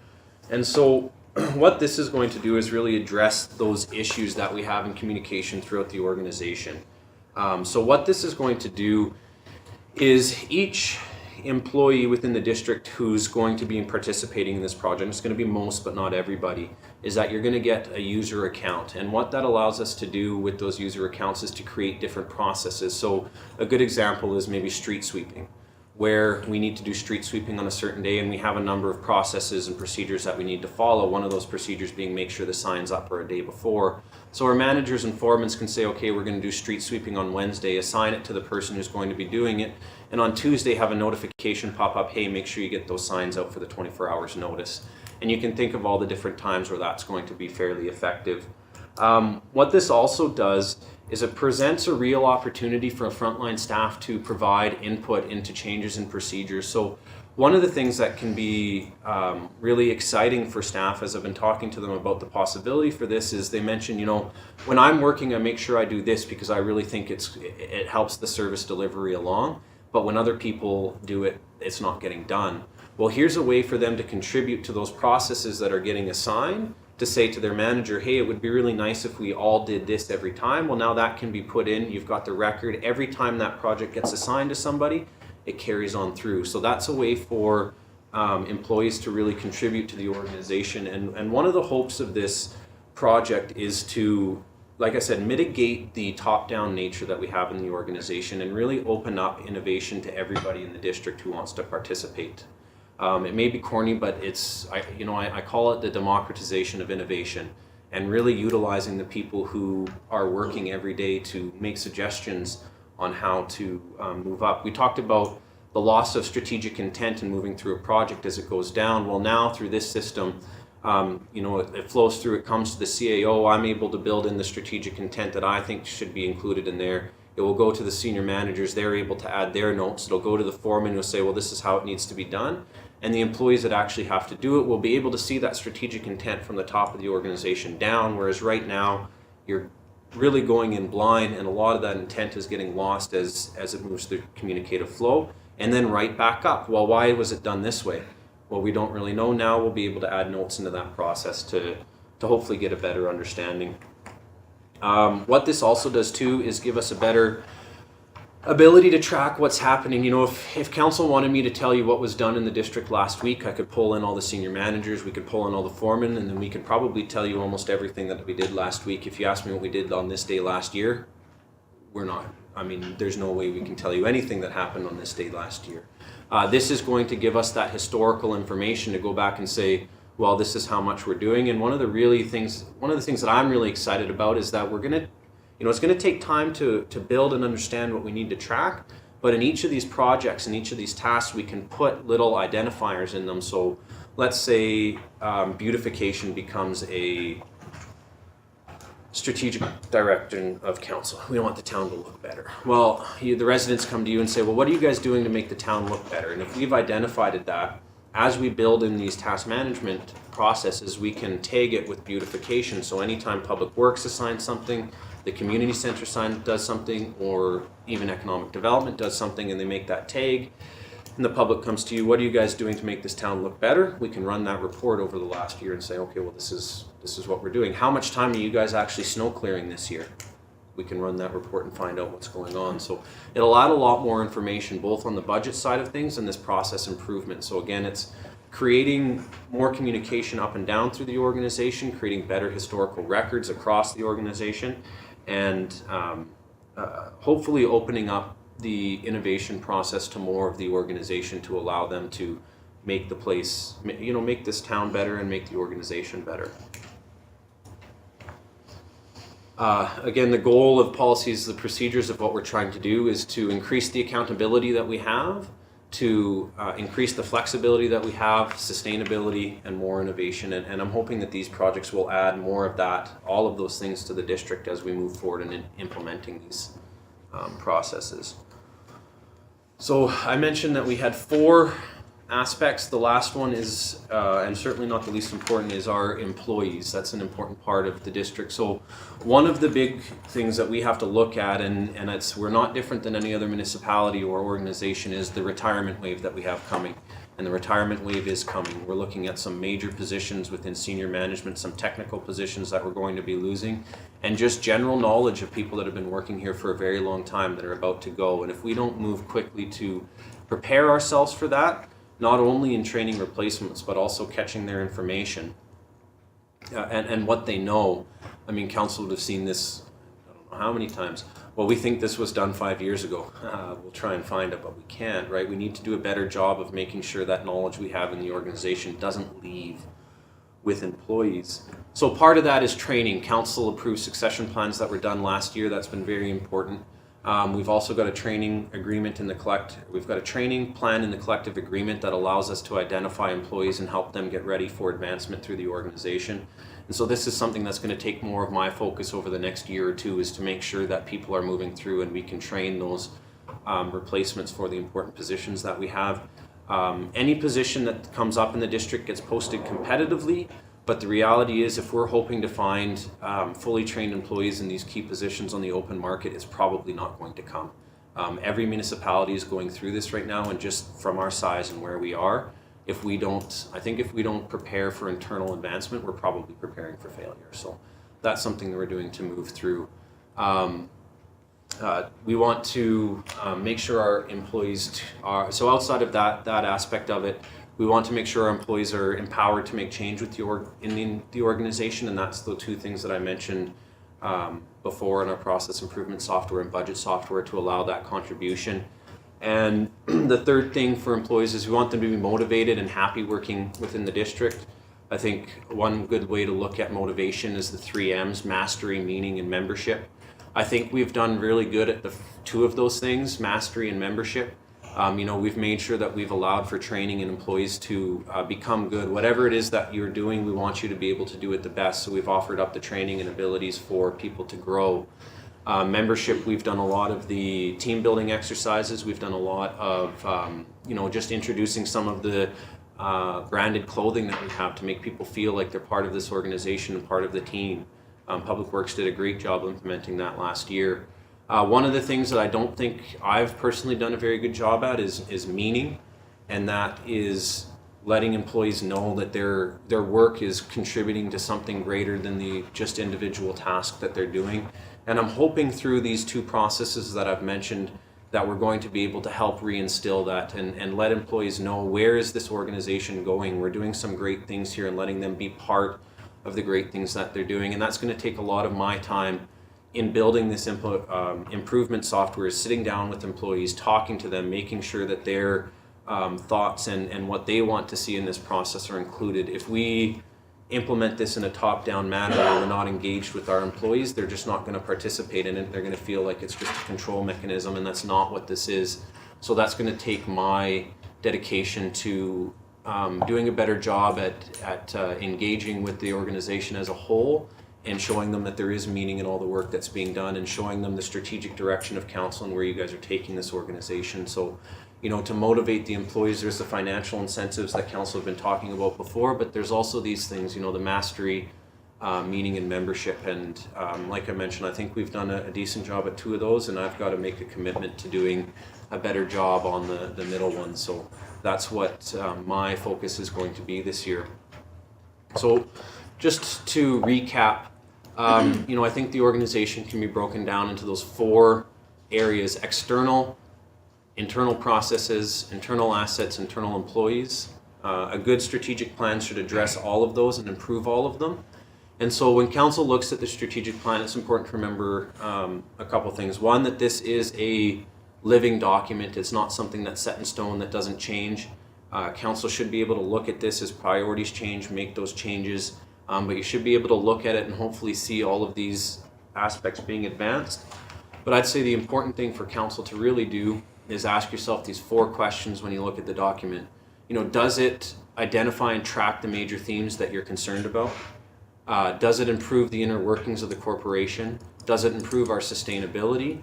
And have the major concerns and desires of the community been addressed? And if you can answer yes to everything when you see this, then probably it's in a pretty good spot and there aren't any changes. If you go through this and answer no to any of them, then that means council's got to take a look at it and say, okay, well, what is it that we need to do to get this to a yes? So I'm really excited to present this to council. I think that you guys have put in a ton of work. I think our senior staff has put in a ton of work. And one of the really amazing aspects I get to do in my job as CAO is get to see all the work that's happening in all the departments and see all the time that you guys have put in come together into a document like this. And I want to take the time to thank council for, again, this is a year in the making for you guys to get to this point. To thank senior staff. You know, I probably did sound like I was taking credit for 90% of the stuff on there, and that's not my intention. 95% of everything I said on here is being done by the senior staff in this town. That's why I wanted you guys to be here to see the overall plan of where we're going. So, yeah, thank council for your time, and I'm happy to answer any questions. Thank you very much, Mr. Wall. We have come to the 3-hour mark, so I would like a motion to continue the meeting. Councillor Norbury. I'll make that motion to continue the meeting. Second. Councillor Majinski. Open for discussion. All in favor? Opposed? Carried. Thank you very much, Mr. Wall. Is there any comments or questions for Mr. Wall on the presentation? I think it's I'm very excited about the new software. I think that's going to solidify a lot of processes, most definitely. And I am very excited about the innovation coming from the bottom up. You know, as a regular employee, you know, you tend to think that your voice isn't heard a lot of times. So this is definitely a tool to bring that to the forefront as well. So has council had an opportunity to look over the strategic plan then? So can we call for the recommendation here? Councillor Norbury. That council forwards the 2019 strategic plan to the May 21st meeting of council for adoption. Seconder. Councillor Lehman. Open for discussion. All in favor? Carried. Thank you. Okay, no discussion items. Our press has just left, but we do have some people in our gallery. Is there any questions from the gallery? No? Okay. This is a good time. It's closed to next meeting since we're already closed. Yeah, the next meeting's not going to be any shorter. No. It's up to you though. Yeah.